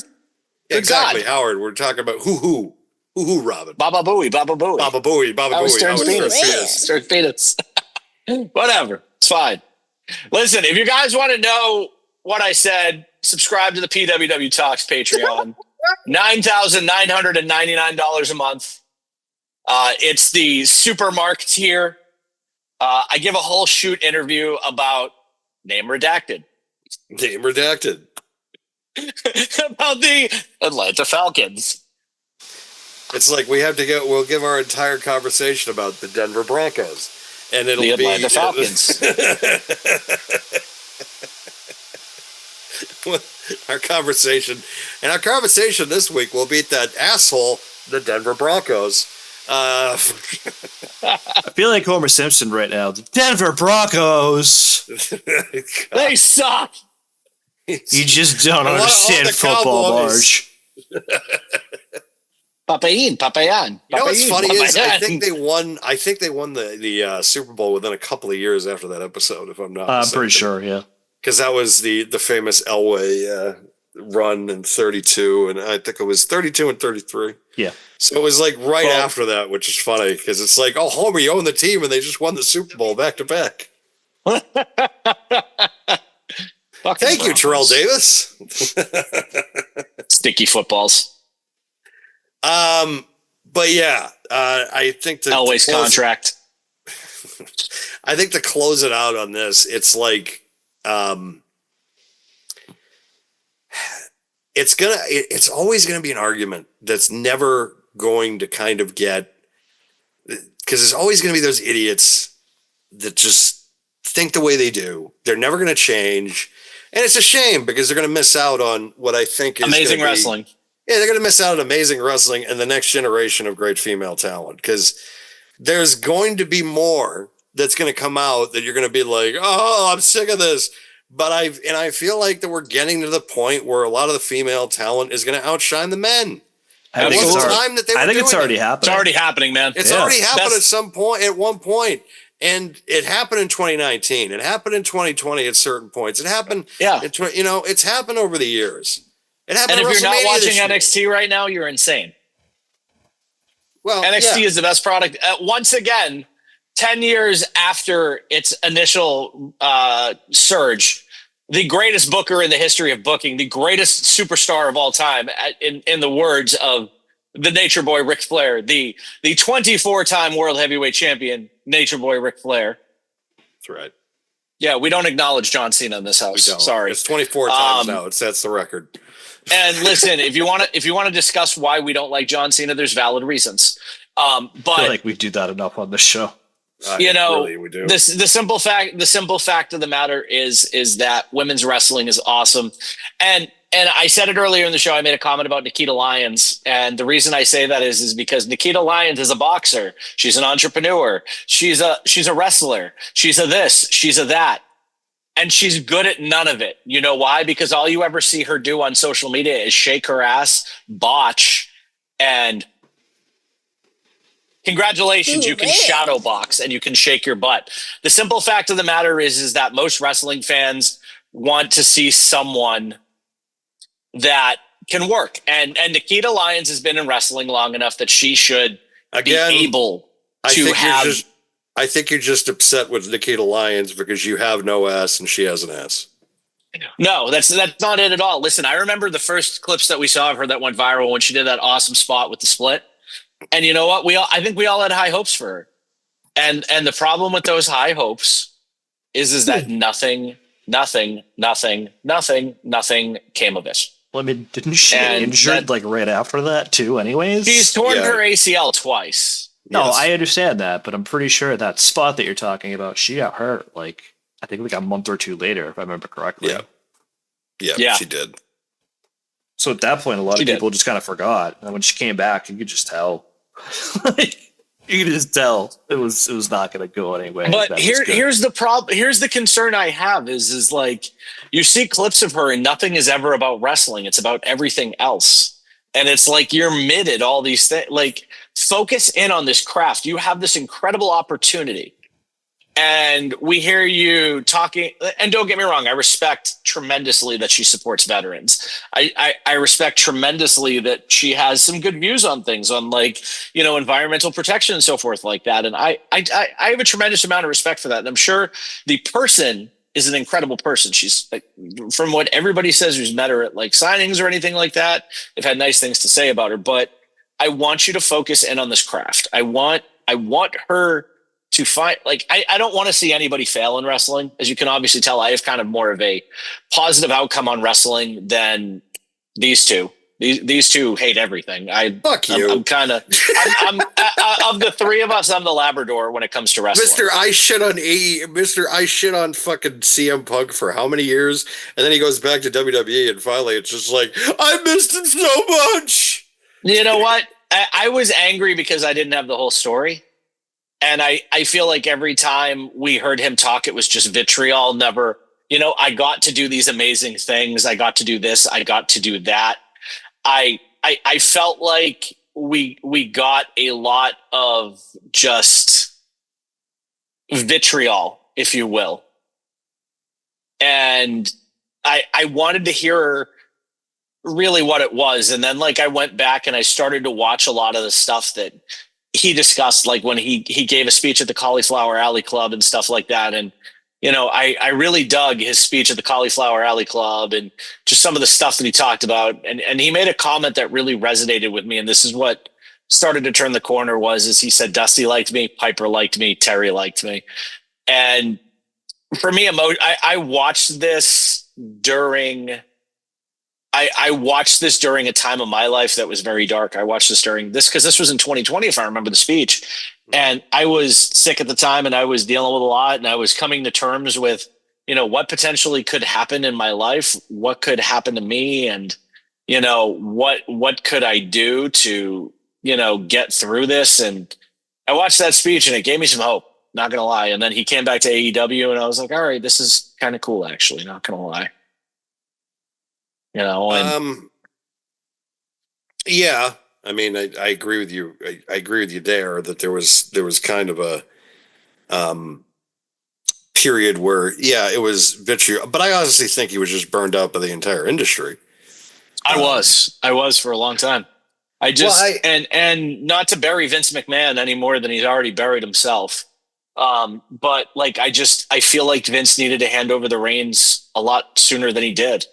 Everybody complains about the reign of terror with Triple H. Let's talk about the reign of terror that was John Cena's 17 title runs, and now having to relive that through everybody's rose-colored glasses because you all hold on. Alexa, turn the lights red. Oh, he needs to seam this. Yeah, because for real. every time you talked about John Cena in the early 2000s, all of you, and I'm looking at you Gen Z, late millennial marks. Good. You all talked about how much you hated John Cena, and now you're all, oh, he's back. You can't see me. You can't see me. I love you, John Cena. You're the greatest of all time. Oh my God. So my point is, your glasses are rose-colored, and the flags are red. I think if my mom sees this episode, she'll understand why I'm the way I am. The destitute issue here is that you all hated him, and now you're all crying that he won a 17 championship. He never should have beat Ric Flair. And I don't care what you think about Ric Flair. Ric Flair was 3,000 times the performer that John Cena was, and that's my problem. John Cena does 5 moves: shoulder tackle, shoulder tackle, shoulder tackle. You can't see me. 5 knuckle shuffle. Oh, I'm sorry. 1 less shoulder tackle and the attitude adjustment. There is nothing exciting. There is nothing original. There is nothing prophetic about what John Cena does, except for the fact that maybe he can rap. And yeah, he's good at that. And he's a fantastic actor, but a wrestler.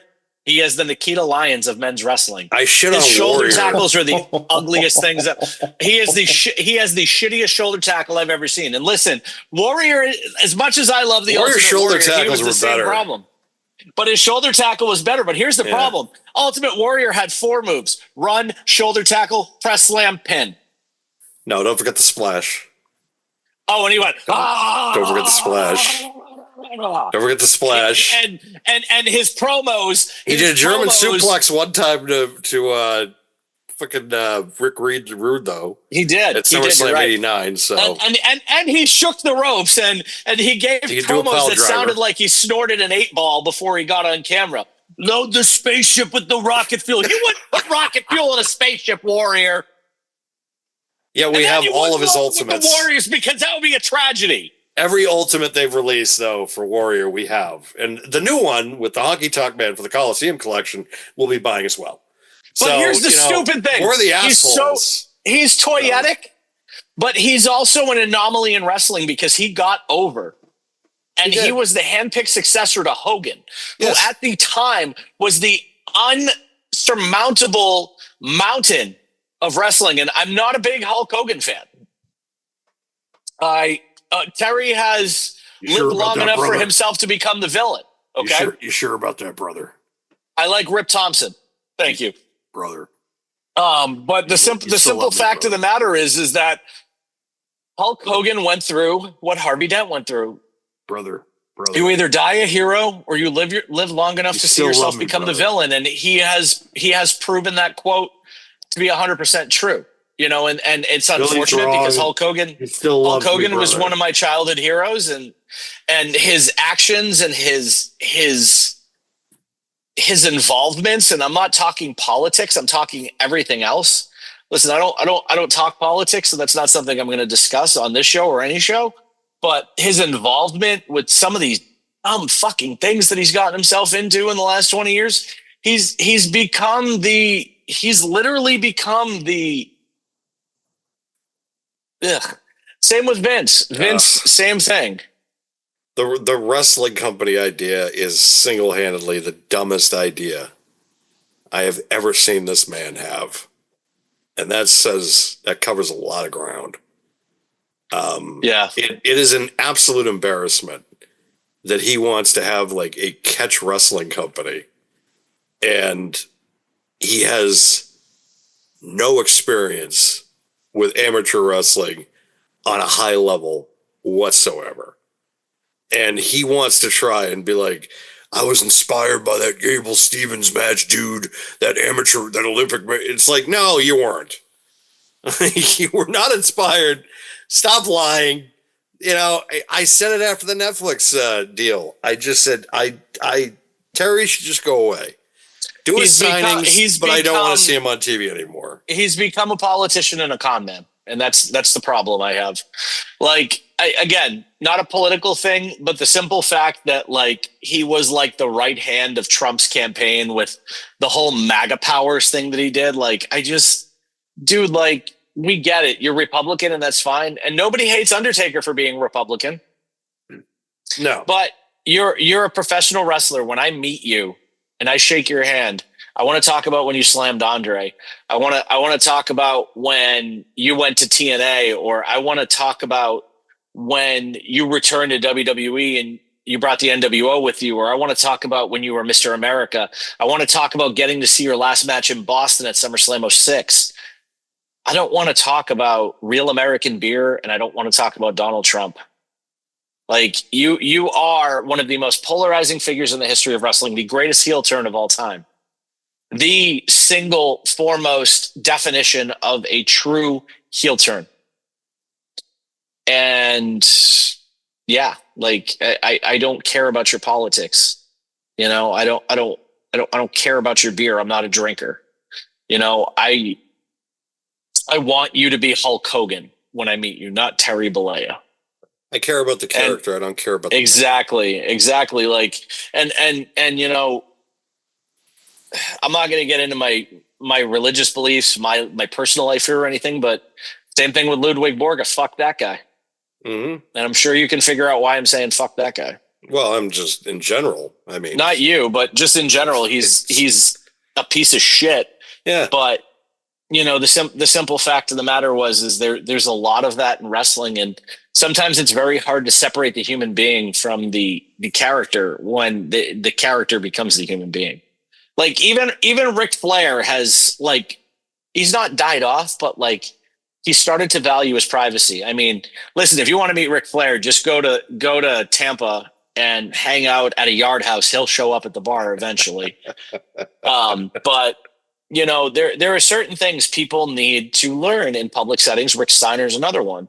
Like, shut up.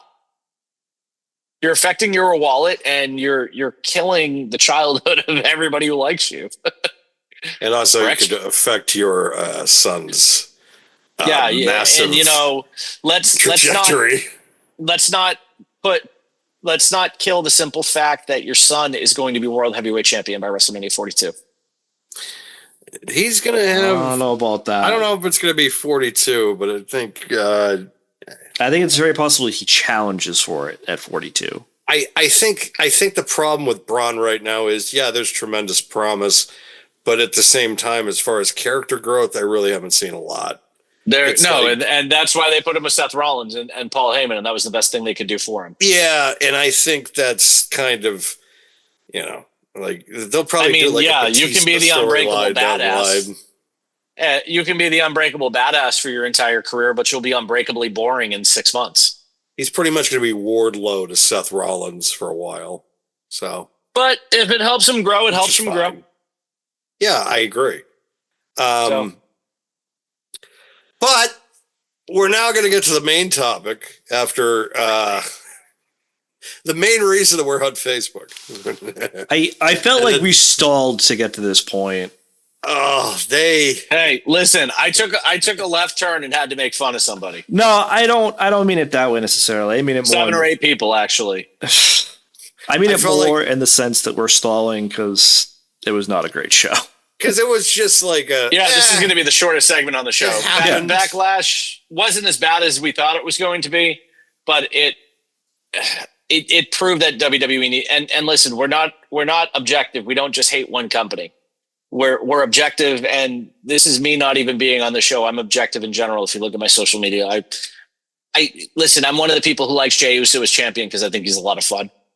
I'm not going to sit here and say I hate it. I enjoy it, but I feel like that pay-per-view was weekly booked. And you know what? This Saturday night's main event with Logan Paul, I feel like I'm going to walk into a bathroom someday and take a piss and see Kenny Omega was right written on a stall. If none of you get that reference, it's from Hawkeye season 1, episode 1. I'm a big Marvel Comics fan. You want to talk about something I really love beyond wrestling? Let's talk about comic books. Let's talk Marvel. Or we could talk about Backlash. Yeah. Well, yeah, but I don't have a lot to say about this pay-per-view other than it was drastically mid. I mean, couple bright spots. I was thinking the same thing earlier. Mid. I was thinking the exact same thing. It was See you next week, folks. Match card. It's like, all right. It was a 2.5 hour pay-per-view. We were ripped out of our minds and eating wings. It was great. Shout out to Wings it was Over done meal. it was done by 9:45. So it's like, okay, it's not bad. Oh yeah, Mac and I got home really easily. It was great. Yeah. How well that plus I think about it like when we were in our 20s. If it was done by before 10 o'clock on a Saturday night, we'd be like, shit, we could go to the bar or the club like right after this. It'd be like, fuck, we could go to Shaboom's. Like the fucking show's over. Let's go right now. Get the fucking car. Yep. Hold on, guys. Let me get some cologne. Let me get a shirt. Let me call like 17 girls. Yeah, exactly. Let's go. Like, even though you didn't need to fucking call anybody, they just were there. They were already waiting. They knew we were showing up. Are you fucking kidding? Now I'm just old and fat and bad at sports. We're just sitting around, we're just. And I have no ass. We're the no ass men, the tandem. And did this thing one time. The tag team, the no ass men have arrived. Listen, I know you edited it out, but I can still crack jokes about it because you know what? Fuck. It's even my new bit. I'm just going to censor myself. You're just gonna. Well, I'm not cutting. But next time I have to talk shit about Nikita Koloff, you keep it in. We're not talking about Nikita Koloff at all. It's the most random guy you bring up. Like the most random fucking guy.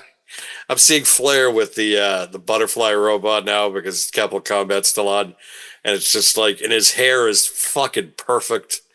Like this is probably a little bit before Jim Hurd, the biggest fucking idiot in the history of the industry ever, decided to have him cut his hair and become Spartacus.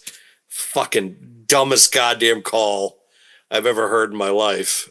This show, however, was 5 matches. It was done before 10, which honestly, you could sit there and say, hey, that's not so bad.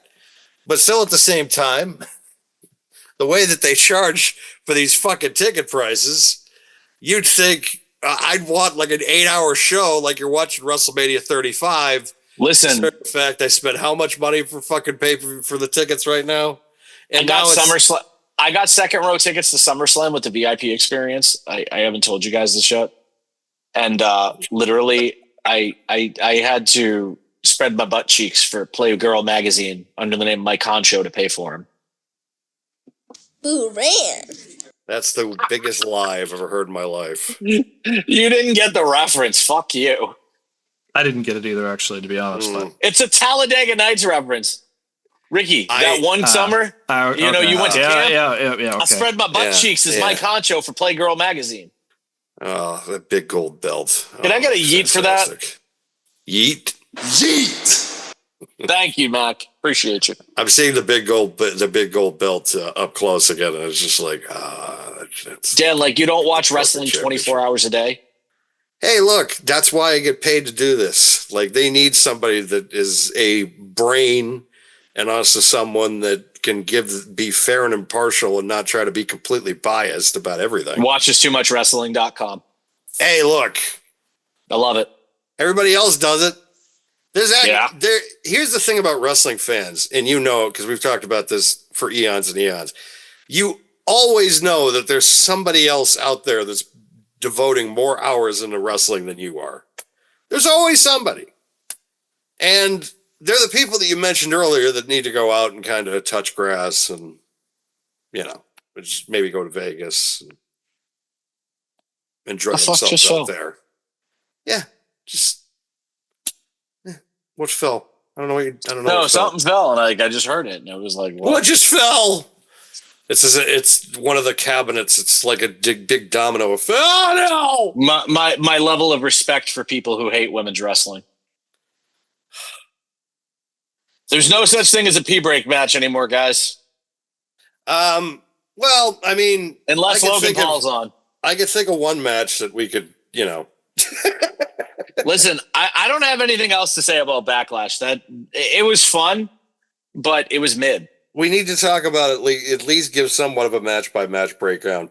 I thought the Fatal 4-Way, Jacob Fatu, LA Knight, Damian Priest, and Drew McIntyre was actually decent. Oh, it was great. Jeff Cobb showing up too was awesome. You know that heel turn's coming. Solo's going to turn on Jacob. Yep. Yeah, that's his new guy. New blood. For that. We're going to get the Bloodline 3.0.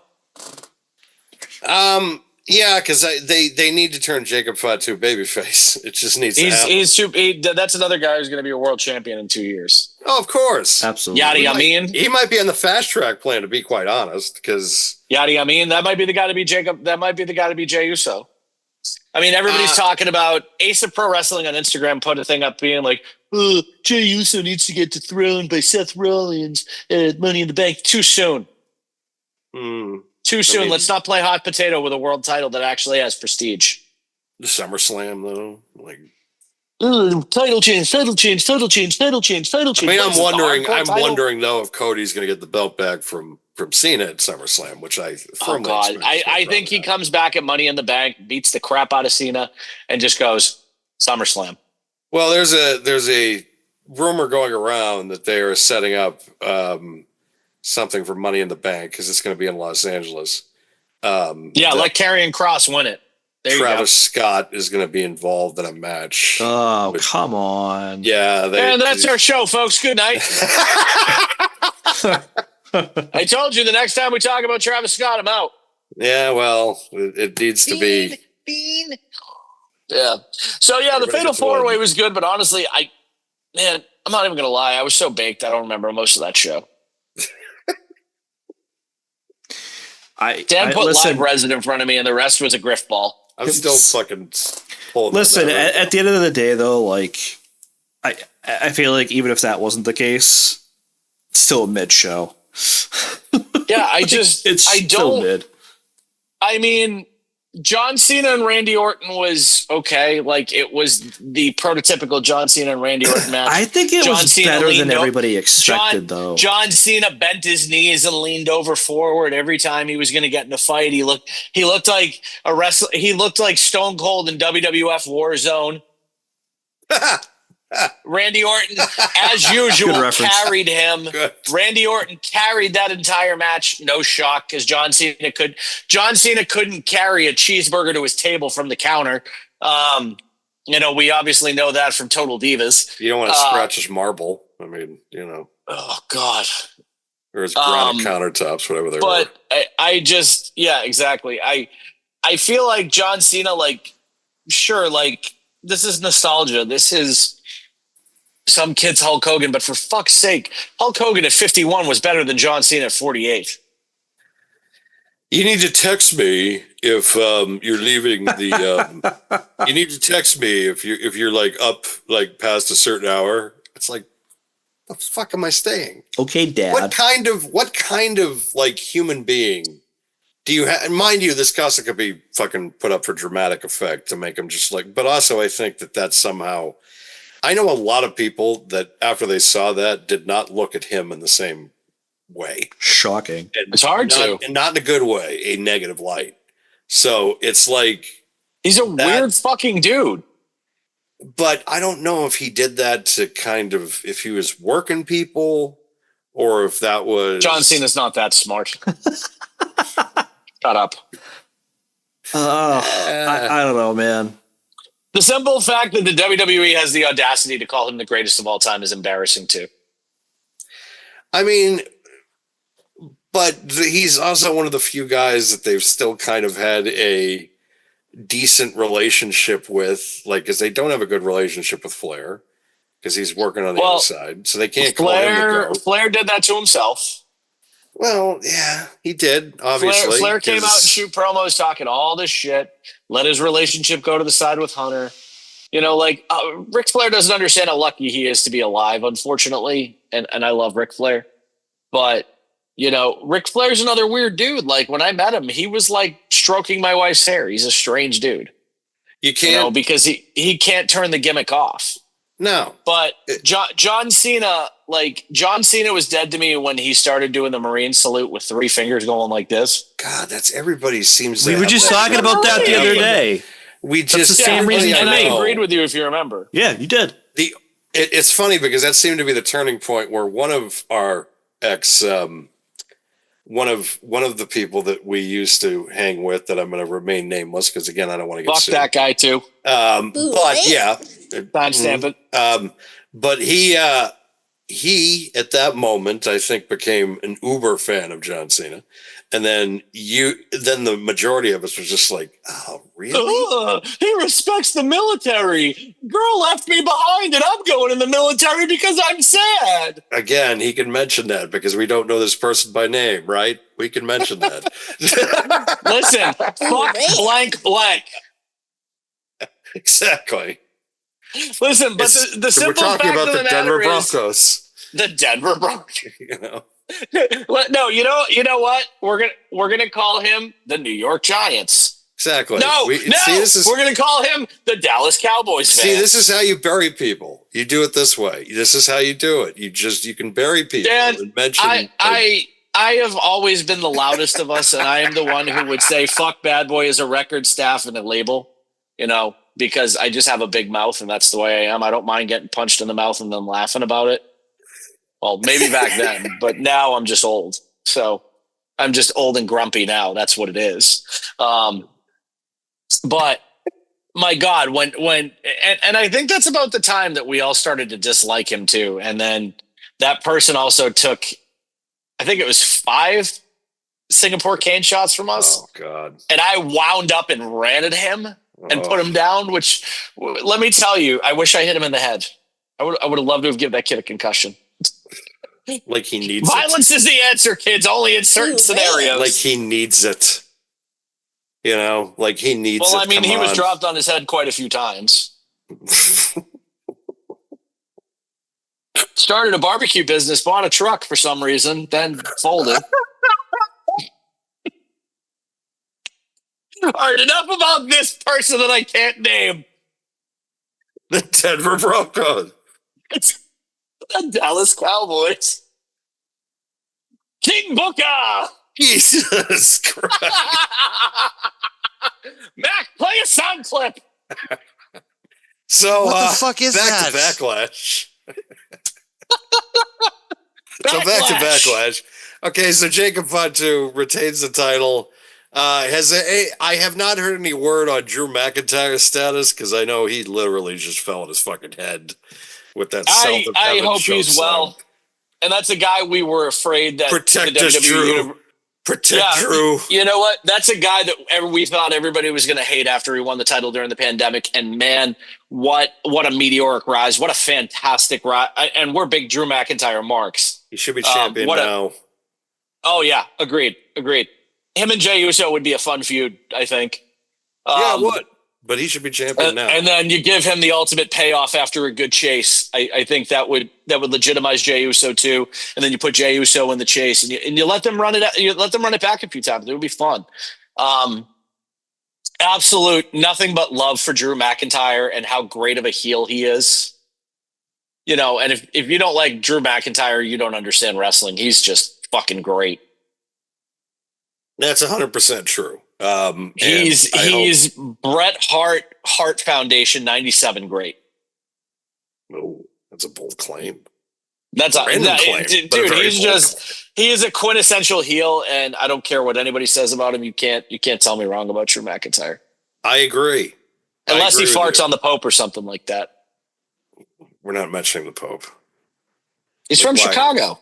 It's CM Punk. I understand that. I mean, yes. CM Punk is the Pope. It's CM Pope.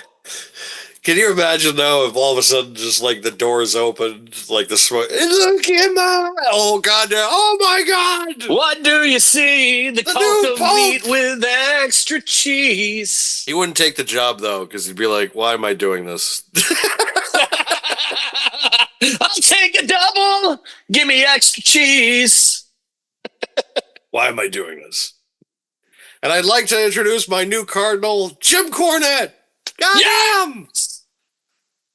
Double cheese, double mayonnaise, double onions. What's the next match on Backlash? You're welcome. Lyra Valkyria versus Lila Becky Lynch. Valkyria. Lyra Yes. Valkyria, Dan. Use your words. Yeah, well, hey, I've... English is hard. I night. understand. It's not my first It's language. been a long either. night. I don't need to be... Stop correct. Don't you dare correct me. My first dare. language is Boo-Ran, and my second is Randy Orton. You created a Booran. fucking word called Booran. You're here correcting me. How dare Sir, you sir. created the word. I just made it something stupid. I created the word in a drunken put it stupor over. to go up against John Cena fans at SummerSlam 06 because I needed to fight that good fight.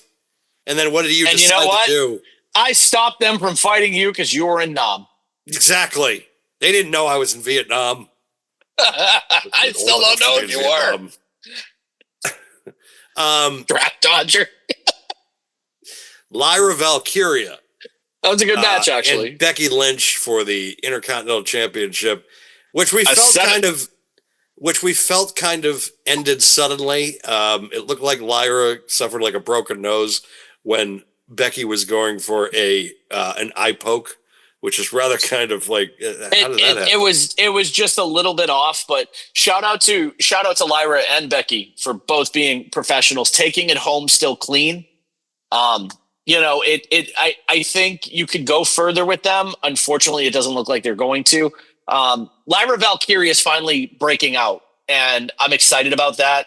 I felt like her booking and Chelsea Green's booking when they first won their championships respectively started off a little slow burn. I don't feel like we got enough of a sample size with Chelsea Green. I know she had some time off planned, so that's probably what it was. But not a bad thing that Zelina Vega's champion either. Love Zelina Vega. Well-deserved. Very well-deserved. But I think that match with Lyra and Becky, I think you can put more meat on the bones there. You can run that back eventually as a world title match. And Lyra Valkyria, listen closely, sweaty basement marks. Listen very closely. Zoom in on me. Like, put me up on your TV. Airdrop me from your computer or your phone to your TV. And hear what I'm about to say. Lyra Valkyria is the next big thing in women's wrestling. I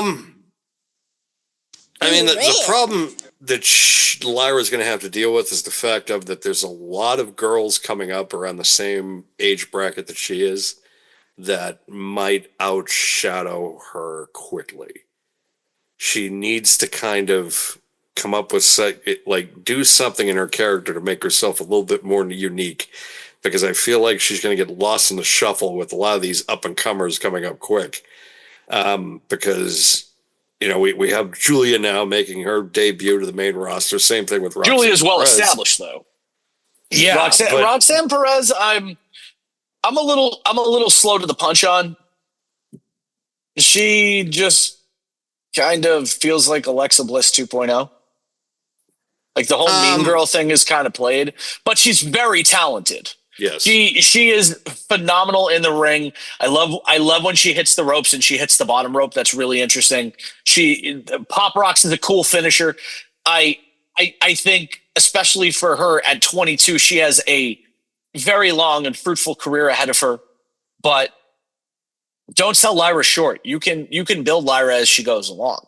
I'm not selling her short. I'm just saying that she's going to have an uphill battle because there's a whole crop of women coming up that are in her age bracket that are just as good, if not better, than she is.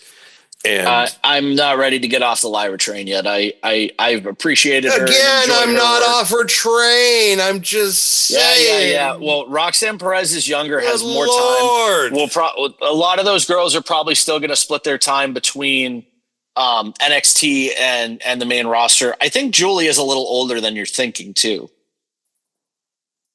Because I know Stephanie Vaquer is whatchamacallit. She's 32. I mean, and Julia is 31. Tiffany Stratton is 25. You have Roxanne Perez is 22. Then you have there's a few others too that are in that age bracket that in that women's division. So regardless, as these established, I don't want to call them old because that's disrespectful, but these more established stars currently, the Rhea Ripleys, the Bianca Belairs, etc., they start, hey, what's my next move? Do I want to go to Hollywood? Do I want to start a family? I want to do this. I want to do that. As they start to wind down, Becky's getting ready to wind down. She's 35 and she's enjoying being a mom, and props to her for that. Her daughter is beautiful. What an adorable little kid. And there are things that these folks want to do outside of wrestling too, and I have a tremendous amount of respect for that. And I look forward to everything that they're going to do. Like I loved when Adam Copeland retired, and he was doing TV. He was doing that show Haven, which was really cool. The Vikings. I like seeing wrestlers have second careers and successful transitions. So like I look forward to that and seeing the next crop come up. But you're probably right. Roxanne Perez is going to lead that next crop. But I would say Julia and Stephanie Vaquer, we're on the latter side, that we don't have as much time with them as a Roxanne Perez, but a lot and beyond Natalia, who is still performing at a very high level. You don't see a lot of women make it that late in late stage in their career, like into their 40s, and still want to wrestle. But incredible props to Natalia, who is still in her fucking prime and just not getting used right. Yeah, well, she's always been kind of treated as like a B player, which is unfortunate which is disrespectful with the legacy she comes from. But I feel like they're doing kind of the same thing with Bayley, which is annoying. BBO Bayley! Especially how she was treated at WrestleMania. That was awful. Still trying to figure out why they did that. Yeah, I don't understand why they did that. I'm confused. Yeah, I mean, but this match ended with a quick roll up. But it's still, I felt like between A and B, as far as like the start and the finish, I thought it was a really good, like, competitive matchup. Lyra took also like three of the manhandle slam or whatever the hell she calls it. And she took like three of those and kicked out each time. So it made her really look strong. And again, Becky made her look like $1 million. And so everybody's sitting there and being like, oh, she's like Hulk Hogan. Well, she lost clean. So, and you know what? She built off of it, which is very cool. And exactly. I look forward to what she's going to continue doing with it. And, I'm excited Becky's back. I'm excited for her to be a heel. Yeah. And that's all I got to say about that. What? Yeah. Mac, what do you think? What do you think? This was good until the end, I thought. I thought it was, yeah. I thought the roll up was a weak finish, but other than that, I thought the match was solid. So then we go to, from that, which was, again, I felt like was a solid matchup between Lyra and Becky, which I was a little surprised with the finish because going into it, I was thinking, Becky's going to get her win back, but that did not happen. So Becky's always willing to do business, and that's what's awesome about her. Exactly. She's always, I felt like, been willing to do what is best. The best Respect for business. So Dominic Mysterio winning the Intercontinental Championship at WrestleMania, which I said again was not the worst part of that show. The one thing that did not make me unhappy. There were many things about Mania I didn't like. Dominic Mysterio winning the IC Championship was one of the things I liked about WrestleMania. Loved it. And him Loved it. defending the title against Penta, which again, I was still kind of like, this is kind of a weird spot because, we're talking about Penta, who you want to book strong, but now all of a sudden it's like, So they needed to kind of get themselves out of it. And they kind of did. They were able to do it where interference and debauchery caught up with Penta, and that led to Dominic retaining the title. Very quick match. It was under 10 minutes, which, considering the fact that the next match got over 10 minutes, I'm still kind of like, so you gave Penta and Dominic like under 10 minutes, but you're going to give this guy, and well, I'll explain later. Well, But- hey, listen, we just talked about this with the Lyra Becky match, and maybe they were going over, and maybe that's why they went home so fast. And maybe they had to cut into this for that. That's true, Touché. but still, like, why are you giving these guys like under 10 minutes, and then you're giving this next match like 15? I don't disagree with that either. Yeah, it's just one of those things. Like, why the fuck? Why are we doing this? But Billy, what do you think? What was the next match? I forget. Well, no, what do you think of the Penta Penta and Dominic Dom. match? Oh, I said it was awesome. I said this earlier in the show. I really think they've done a great job positioning Penta to be in good storylines. They've made him strong even in loss. I'm enjoying what they're doing with Ray and Penta, because it's not just spot fest with zero Mieto punches thrown in between. They're showing that Penta and Ray are truly viable talents that are malleable in all situations and able to really adapt to who they're working with. And I think that's a huge credit to Penta and Ray, coming from, hey, you call your own spots, to this is how we do things here. And they have bright futures, and we're going to get the Lucha Brothers eventually, and that'll be exciting. But it'll be well thought out and planned out, and everything will be interesting about it. Like, I don't want to say they were bad in AEW. That match that they had with the Bucks at Double or Nothing 2019 was one of the best matches I've ever seen. But it's not going to be high spot after high spot. It's not going to be, okay, high spot, punch, high spot, 2 punches, high spot. Do a John Cena move, punch. High spot. High spot. Shout out Jack Victory. But the simple fact of the matter is it's made what they do. Another promo again. Listen, what's made Penta special is like, it's not 37 Canadian destroyers in a match. When he hit Chad Gable with that first one in San Jose, and the crowd was like, "Oh!" They were genuinely thrilled, because that's not something you see in WWE. Like, and that's, I'll keep it short because we've been going for almost 3 hours now. But you show up for a cup of coffee, end up talking for 4 days. Cleveland Brown. And you were the one knocking us at one point. You just said, "Yeah, I don't have 3 to 4," but we've been trying to go stay under 3 hours, stay under 2 hours. You can blame me for this one. You can blame me for this one. So I don't want to hear anything next time about us just being like, "Well, I don't have 4 hours to kill." It's like, well, yeah, you're next the time reason. I'll have 4 days. I'll show up for a cup of coffee and we'll end up talking for 4 days. I promise. Promise. Anyway, but no, I really dig what they're doing with Penta right now. I really dig that he's on his way up. They're building him. They're not overbooking him. I don't care what you say. I think the El Grande Americano thing is good for it. It's a dumb gimmick, but It's fun. TV time for Chad Gable allegedly is. Listen, I heard that El Grande Americano was Omos, the greatest of all time.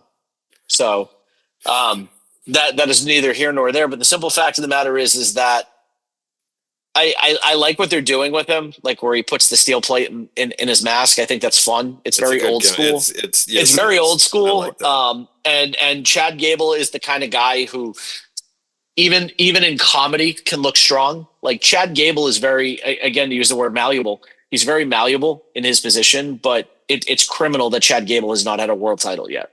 It is absolutely criminal. Well, he technically is the speed champion, so he's got a singles title. I'm not mad about that. And you know what? I got to give a shout out to Todd Ivar. Ivar actually turned me. And for those of you who don't know, I know Ivar outside of wrestling because he's from the same area of Massachusetts as me. But I made a comment to him one day. I was like, I've never watched Speed. He's like, Billy, just turn it on and watch it. They can fit a lot into 3 minutes. And Speed is a lot more interesting than people give it credit for. I've watched it a few times. I think it's really cool. It's an interesting concept. I just wish it wasn't on Twitter. I wish it was like on WWE Network so I could watch it. But, you get to see some interesting fast-paced stuff. And if you want that fast-paced, wild high spots, finishers, false finishes, that's the best way to do it. Put them on a time crunch. Bit of breaking news here, and it's wrestling related. God. Oh, God. So, Nikki Bella is involved in her divorce. Her ex-husband, Artem, will now be making $3,500 a month in child support and $200,000 on top of that. So I would like to congratulate him. What? I don't know how to first of all, Nikki how did he Bella pull that off? I don't understand that, how she doesn't have custody of her child. How did he pull that off? Considering that, the charges were dropped, which I guess were that was either there wasn't enough evidence, who knows, or that was doctor. I don't know. That's wild. Listen, I'm not. I don't want to sit here and rehash old wounds. I'm not a fan of the Bellas. They just wanted to be famous. Mm-hmm. I don't believe that they love the wrestling business.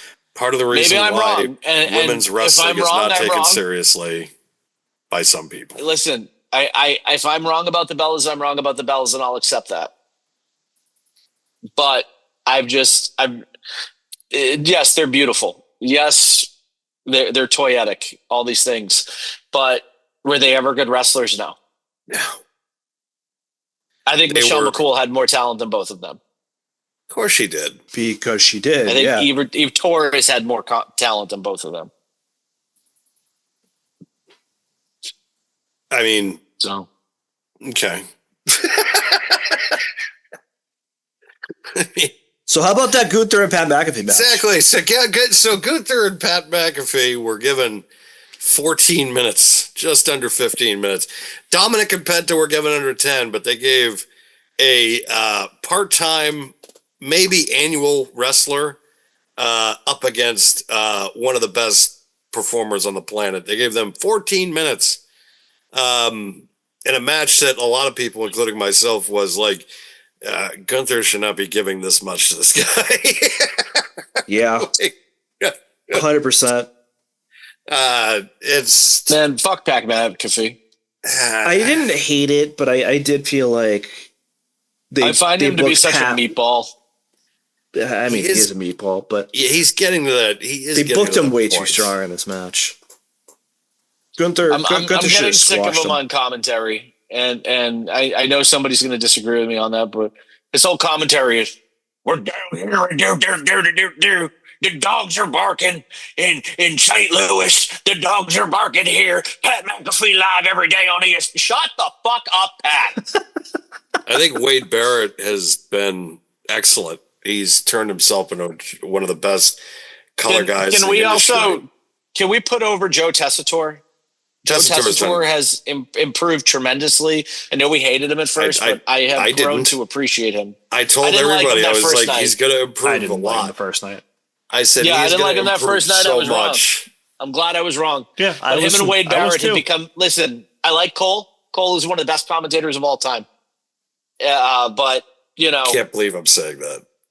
I can't either. I mean, considering that in his own right and vintage have been his entire shtick. He's a former world heavyweight champion in his own right. No, he was a former. Even world to give him champion. credit in this match, this was some of his best work. I'll admit that. This Cole? was, Yeah, absolutely. This match he was great. It gave him a storyline, and that was fun. Yeah, and he wasn't obnoxious about it, but at the same time, it was biased announcing, but I was okay with it. No, I get it. I miss Cody Rhodes, though. Not Cody Rhodes. I miss Corey Graves. Well, To be honest, at this point, I don't. I hate to kind of say it that way, but I think the teams right now are solid. yeah, I like Wade Barrett too much. Pat McAfee, you can call his commentary before he even says what he's going to say. Yeah. Like Braun Breaker's a heel, and you're putting him over like he's the biggest face in the company. Well, he's doing his job. I mean, he's doing his job, and he's trying to get like. I think as a hype man, Pat is good. Does he get a little annoying? Yeah, I will agree with that. But I think he's the perfect. Is he hype man name for some of those redacted stars. circa 2008? Yes. Sure.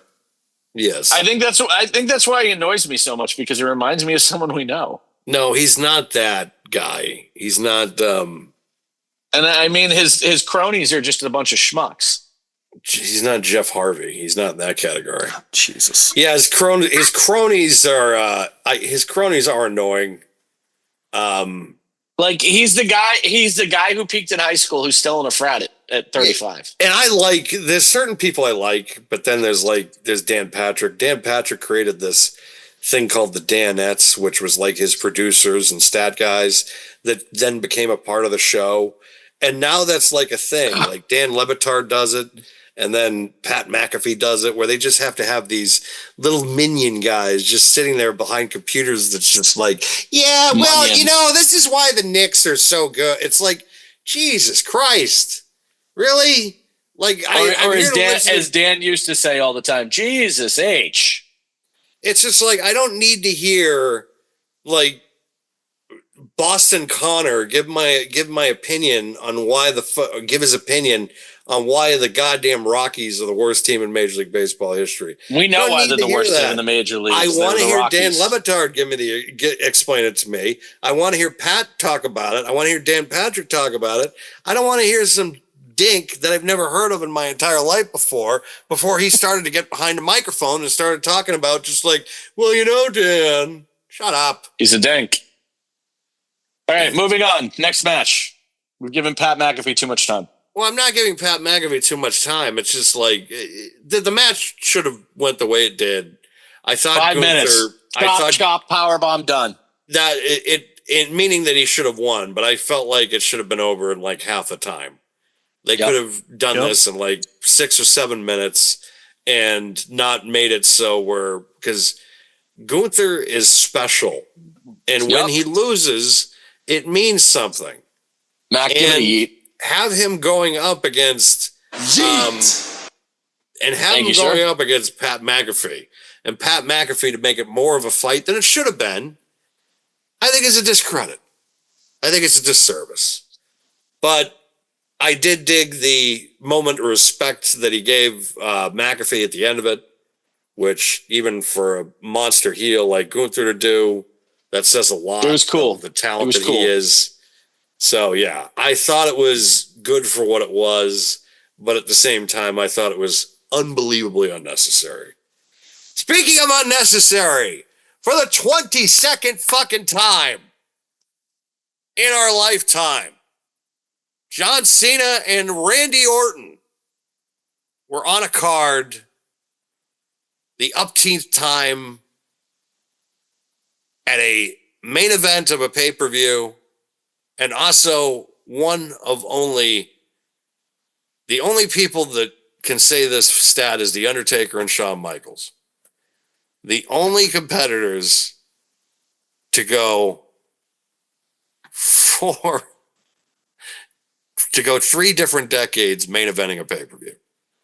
90s, 2000s, and the 2010s for Shawn Michaels and The Undertaker, and 2000s, 2010s, and the 2020s for John Cena and Randy Orton. And this thing almost went a half hour. I believe it went at 27 minutes. Again, this could have gone 20, maybe even 15.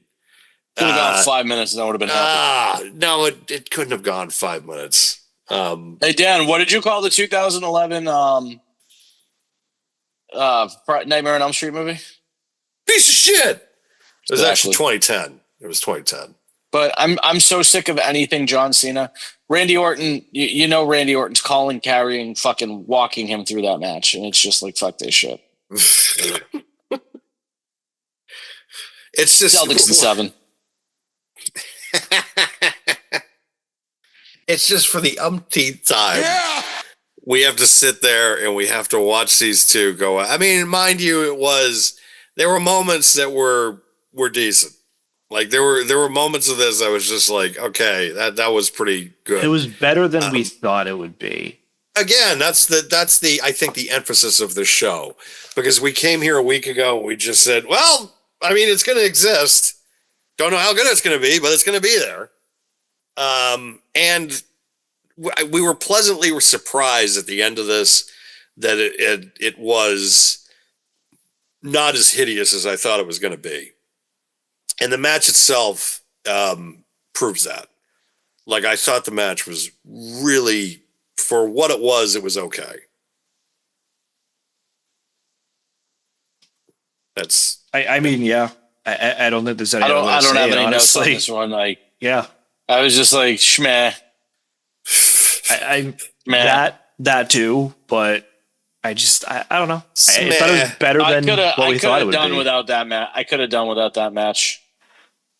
I mean, there's that too, but I could have also done without the entire card. So I could have done without John Cena winning and derailing Cody Rhodes too.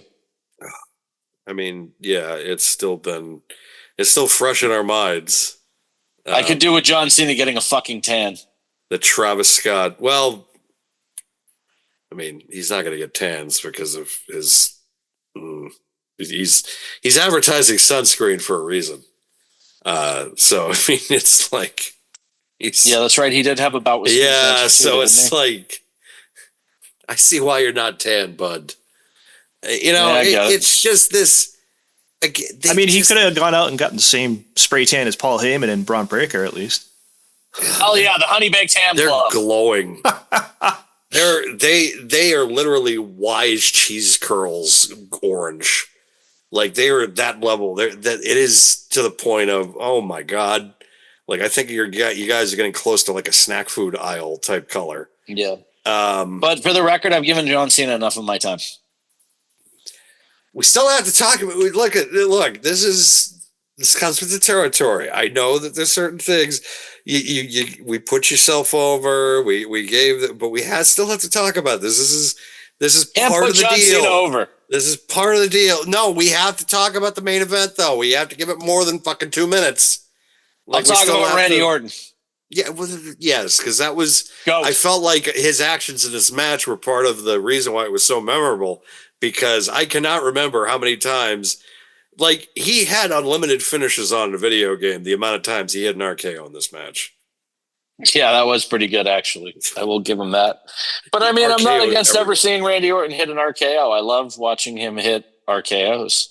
It's fun. It's art. It's like watching Sabu deliver that the Arabian facebuster. Yeah. Yes, it's art. Like, anytime that he does that RKO, it's special. And now, because of what happened in that match and the continuing issues that these two seem to be having, it's now being reported that Nick Aldis and Randy Orton will be facing off at SummerSlam. It doesn't surprise me. Hey. That doesn't surprise me, though. I did hear something that he was like, I'll go back in the ring if it's something good. So, hey, just a quick little bit of breaking news. This just happened too. It's not wrestling related, but Hank Azaria, the voice of Mo Sislak, just got announced for a local convention. Nice. Okay, nice. Sorry, that was just sent to me. My apologies. I just don't want to talk about John Cena that much that I'm actually looking at my phone. We're not even talking about John Cena right now. We're no, talking about Randy Orton. As usual, Randy Orton delivered. Randy Orton was the consummate professional who somehow at 44 is still in his prime. I know he is. Randy We're Orton, talking about Randy Orton currently. Randy Orton at 290 pounds is better than Randy Orton at 240 pounds. Everything about Randy Orton is just fucking magical. I know he is. He's fantastic. And again, incredible. I felt like he was one of the better parts of this matchup. To be He was the honest, best part of the match. Randy Orton, I will say this: I felt like the match was better than Cody and Cody and Cena at WrestleMania. Well, yeah, all he did during that match was walk around and do his little John Cena stomp and not do moves and wear Cody out, and then all of a sudden he won. But then all of a sudden, here comes Randy, boring. and he's just like RKO, RKO, RKO. It was great because Randy Orton can work where John Cena can't.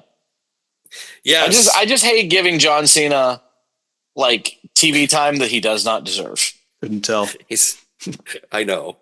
I I understand. hate John Cena. I just it. always have. Even though we were talking about the John Cena figures that are coming out that you're buying this year, like the Well, I'm buying the Ultimate, the WrestleMania 20 Ultimate, because that was I feel like that was the last time I really liked him.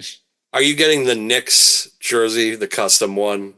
That's the WrestleMania 21. Yeah, that's the Ultimate that comes out on June 3rd. Yeah, absolutely. Right, so you're going to get a custom jersey for it because you got to make it authentic.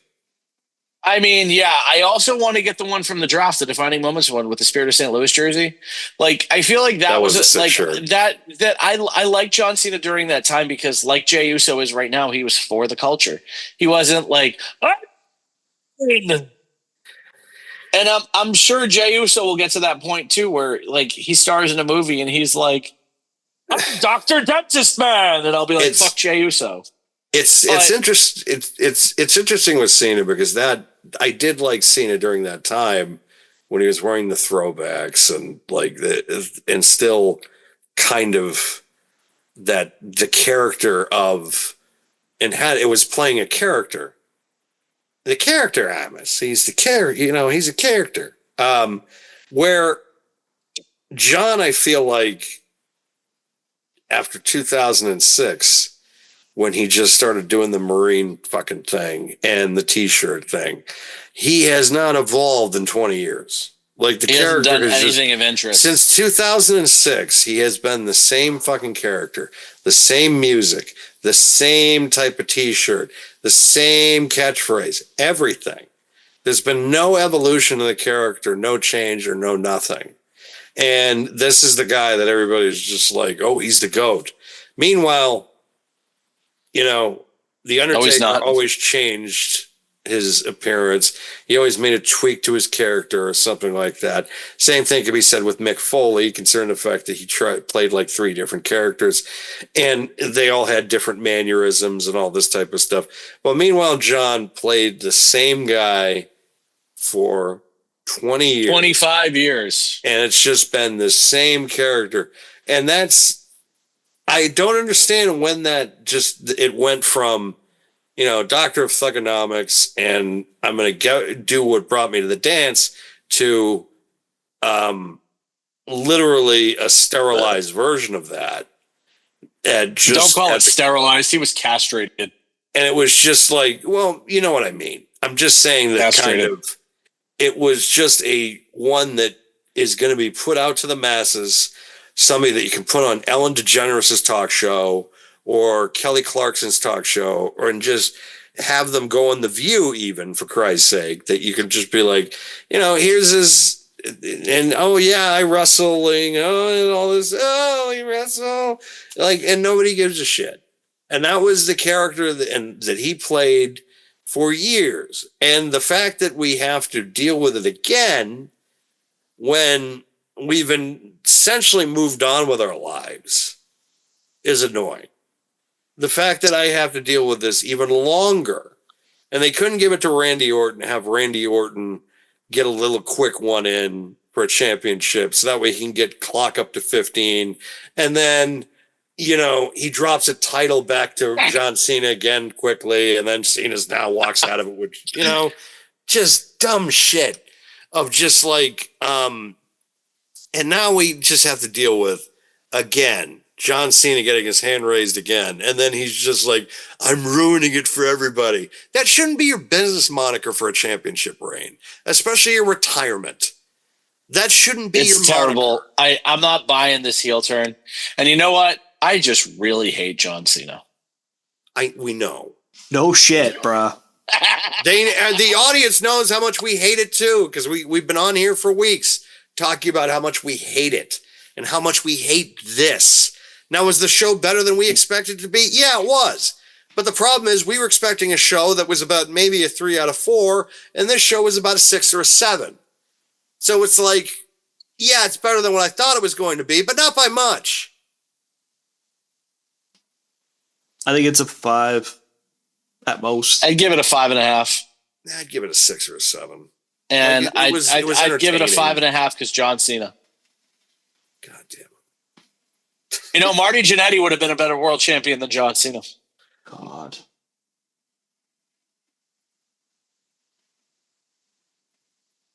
And now I'm frozen. Exactly. You got to let that sit. Yeah. You just let that sit. Just lie in it. Yeah.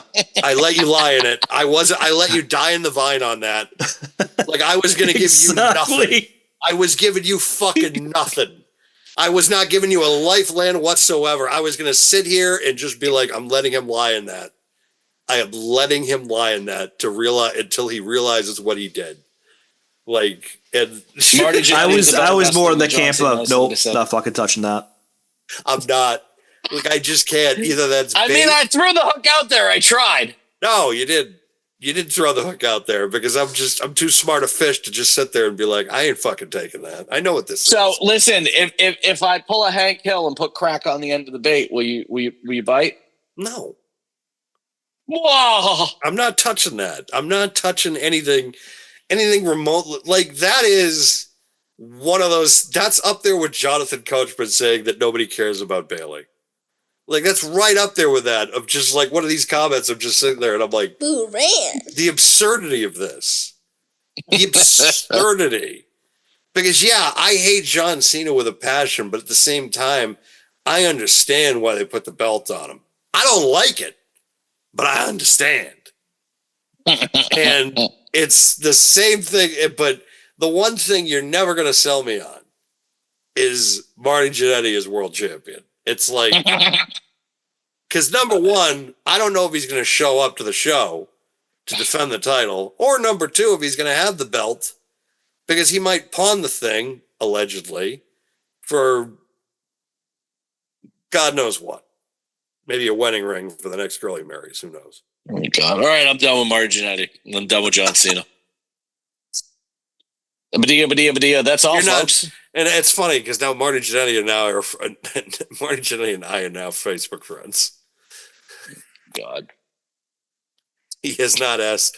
He has not hit me up for anything yet. I am thinking though. I'm like, maybe I should reach out to get him on the show. But at the same time, it's like, I don't know if I want to go there because, he has a bit of a reputation. And Yeah, he does.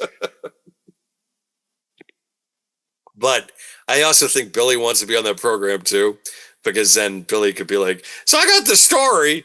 Like, Boo ran. who ran Marty Jannetty? I need to tell you why, Marty. And then Marty will just be like, yeah. What was that thing that he always blames it on? I forget what it is. Like I forgot that saying from the Dark Side of the Ring. Billy, do you remember it? I don't. I don't Okay. remember either. I remember the back of my eyelids right now, and that's about it. So Yep. I think we've all rated Backlash. We've been able. So I gave it like a 6, 7. Billy gave it like a 5.5, and then Matt gave it like a 5. About a 5, yeah. About a 5. 4.25. So we're kind of Jesus. So 5.5, 4.25. Tree fitty. What are we doing here? 350. I need about 350. I'm gonna go with 2 5/8. No, it's So again, it was a show that I think that we all came into it thinking it was going to be a show. It felt like a B show. kind of acted like a B show. Again, though, it was over by before 10 o'clock. So that is always something now that I can appreciate in my old age. So we've really run the gauntlet tonight. We have covered a lot of topics, buried some people, Buried some people. Some of them will be redacted. Some of them Radio are also edit. just going to be known as The New York the Jets. Denver Broncos. Yeah, the New York Jets. just beep it out. That's all. No, we're just going to cut it. We're just going to completely cut it at those points. But at the same time, I do want to thank Billy for coming on tonight. What? It's finally. Man.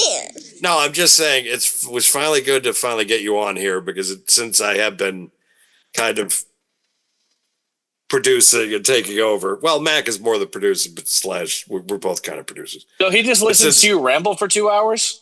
Well, he throws in. I listen to the show. He conversates. We talk. I listen to the show, but I don't ramble that much. I just like to make fun of you. Speaking of rambling, you want to talk about rambling? man. Jesus. You ran the gambit tonight with some of the things. You both fucking Okay, did. shit. Hey, look. It happens completely. I'm not going to deny that. I'm not going to No, I just think it's fight funny. that. I just think it's funny. You're giving each other shit about this. We talk a lot of shit when we get together. We do, and that's why it was a fun show. And that's why when we go to the Hall of Fame on Saturday, I'm going to look at a LeBron James statue and be like, fuck this guy. I don't think there's a LeBron James statue there. I don't think there is. Thank God he does not belong anywhere in Massachusetts. Fuck LeBron James, Michael Jordan. Well, he's going to get inducted eventually when he retires in 10 years, but still, that's besides the point. Oh, God. He's still playing at the elite level. I mean, Hall of just okay. Yeah, he wasn't just okay. T-Wolves. Yeah, We swept can't by just- the T-Wolves. You're right. Like, Celtics in 7. so, folks, I want to thank Billy for coming on. Please plug away, my friend. What do I do again? I forget. You plug Your what socials, you're doing. bro. Your socials, your Instagram, your YouTube, everything. Oh yeah, I'm not really on social media because social media it's become a nightmare. Everybody's got to argue about everything, so I'm just on Instagram. You can find me at Billy Nichols Brand. You can also find me over on YouTube with my crew, Plastic Wax and Donuts. It's myself, Arif S. Kinchin from Saints Row, the voice of Pierce Washington, my good buddy Smalls, my good buddy Joe, and my buddy Doug. We are in the process still of launching. We are in beta, if you will. We've launched basically the plastic part of things. We're in the process of launching music and a great new podcast called Just Press Record Sessions. It's where we just kind of every now and again, myself or Arif will get on the mic, have a conversation with somebody that we know, and throw inhibition to the wind and just press record. It's a lot of fun. I'm going to announce it here first. I haven't even put this on Plastic Wax and Donuts social media. Coming this summer, we have something new coming called Just One Donut. This is the donut side of donut content, which is going to be really fun. You're going to see me, everybody from the Plastic Wax and Donuts team, potentially our friends, just going into a donut shop, buying one donut and reviewing that donut. It's going to be wild. Everybody has to pick a flavor. It's going to be fun. We're going to, like we do with Plastic Action Hour, we're going to continue our crusade for small business. For those of you who don't know me, I'm very anti big business when it comes to toy hunting, because every toy collector out there goes to Target. But, the shop down the street has what you want. You're going to pay $6 more, but you're going to make sure that somebody's son goes and plays soccer, or you're going to get it before everybody else. Yeah, you're going to pay a couple bucks more, and you're not driving to 17 Targets to find what you're looking for. Basically, just more of the mission of Plastic Wax and Donuts to, further the cause of small business and to create super fun and ridiculous content that surrounds the people we know, along with the things we love and some baked goods in between. So join the Donut Squad. plasticwaxanddonuts.com. All of our links are there. I don't really want to sit here and selflessly plug everything we have because there's more coming. One other thing that is coming that's actually really exciting too is officially this summer we will be launching an Amazon storefront with curated pics of our favorite action figures, accessories, and small businesses that sell through Amazon. And tomorrow, officially, we have our first new collab with a great toy shop out of Maryland called The Last Toy Shop, or Last Toy Store. So check them out on social too. And don't forget, head on over to iselltoysforfun.com, the IST, the number 4, fun.com. Use code Donuts10 on your first purchase. Save yourself 10% on those great Mafex figures, those great Mezco figures, those great SH Figure Arts figures that we import. And as I like to tell everybody, besides my ability to make fun of everybody and the Atlanta Falcons, keep calm, collect on, and I will see you in the next one. Well, Bud, I appreciate you for coming on. It was a pleasure. I'm glad that I was able absolutely. to talk you into doing it on you Saturday. You don't have to talk me into doing this. We got a high and 8 fucking fuck wins. it. Let's have you on. I'm like, we haven't done it yet. I mean, I've had Steph on a couple of times. Those are the best shows, though, because Steph is my favorite co-host. She's the goat of co-hosts. She is the best. Oh, my God. I know. I'm swelling her head. Back here every week. Hey, listen, Steph comes in and just talks about how much she hates the New Day. How do you not love that? She hasn't mentioned the New. You know what she hated the last time when she did the WrestleMania show review? She talked about her hate of 2 counts. Yes, I remember that. She was like, false finishes suck. Yeah, she hates false finishes. What the fuck are these even for? Who are you doing this for? Honey, you know that's an industry. She's just like, I'm like, honey, you know that's like some of the best moments of the false finishes. She's just like, I fucking hate him. Just end it already. Except for the fact that Cena always kicks out at 2. Not always. Except for when he doesn't. So, gentlemen, thanks again for coming on. Mac, as always, thank you for being my right hand, being my number 1. He's the right hand of Boo-Ray. He's Bob from Batman. He's Bob to my Joker, I feel like sometimes. Bob, God. I would never do that to you, though. Does that make me Catwoman? No. Because we're talking about Batman, the first one. We're not. Catwoman's not until Returns. So what does that make me Vicky Vale? Jesus. Thanks, everybody. You're more like Knox. That's what you are. You fucking. All right, I'll take it. I'll take it. The king of the wicker people. That's you. On behalf of myself and Mac and the rest of the PWW crew, Billy, thanks for being on tonight. And thank you, everybody, for joining us here on Diamond Podcasting Productions, here on Spotify, Apple, Audacity, wherever you get your podcasts, or probably for the last time after this episode, live here on Facebook. Not live here on Facebook, but directly on Facebook. You're going to get a whole new deal over this one. Yeah, who knows, right? This will probably be the one that finally puts us over the top. We really got some great feedback on that episode. I'll be like, really? I mean, yeah, wasn't it great? Billy's a dick. Bring him back. Billy's fantastic. We need to put him on every month. Okay, all right. Shit. Sure about that?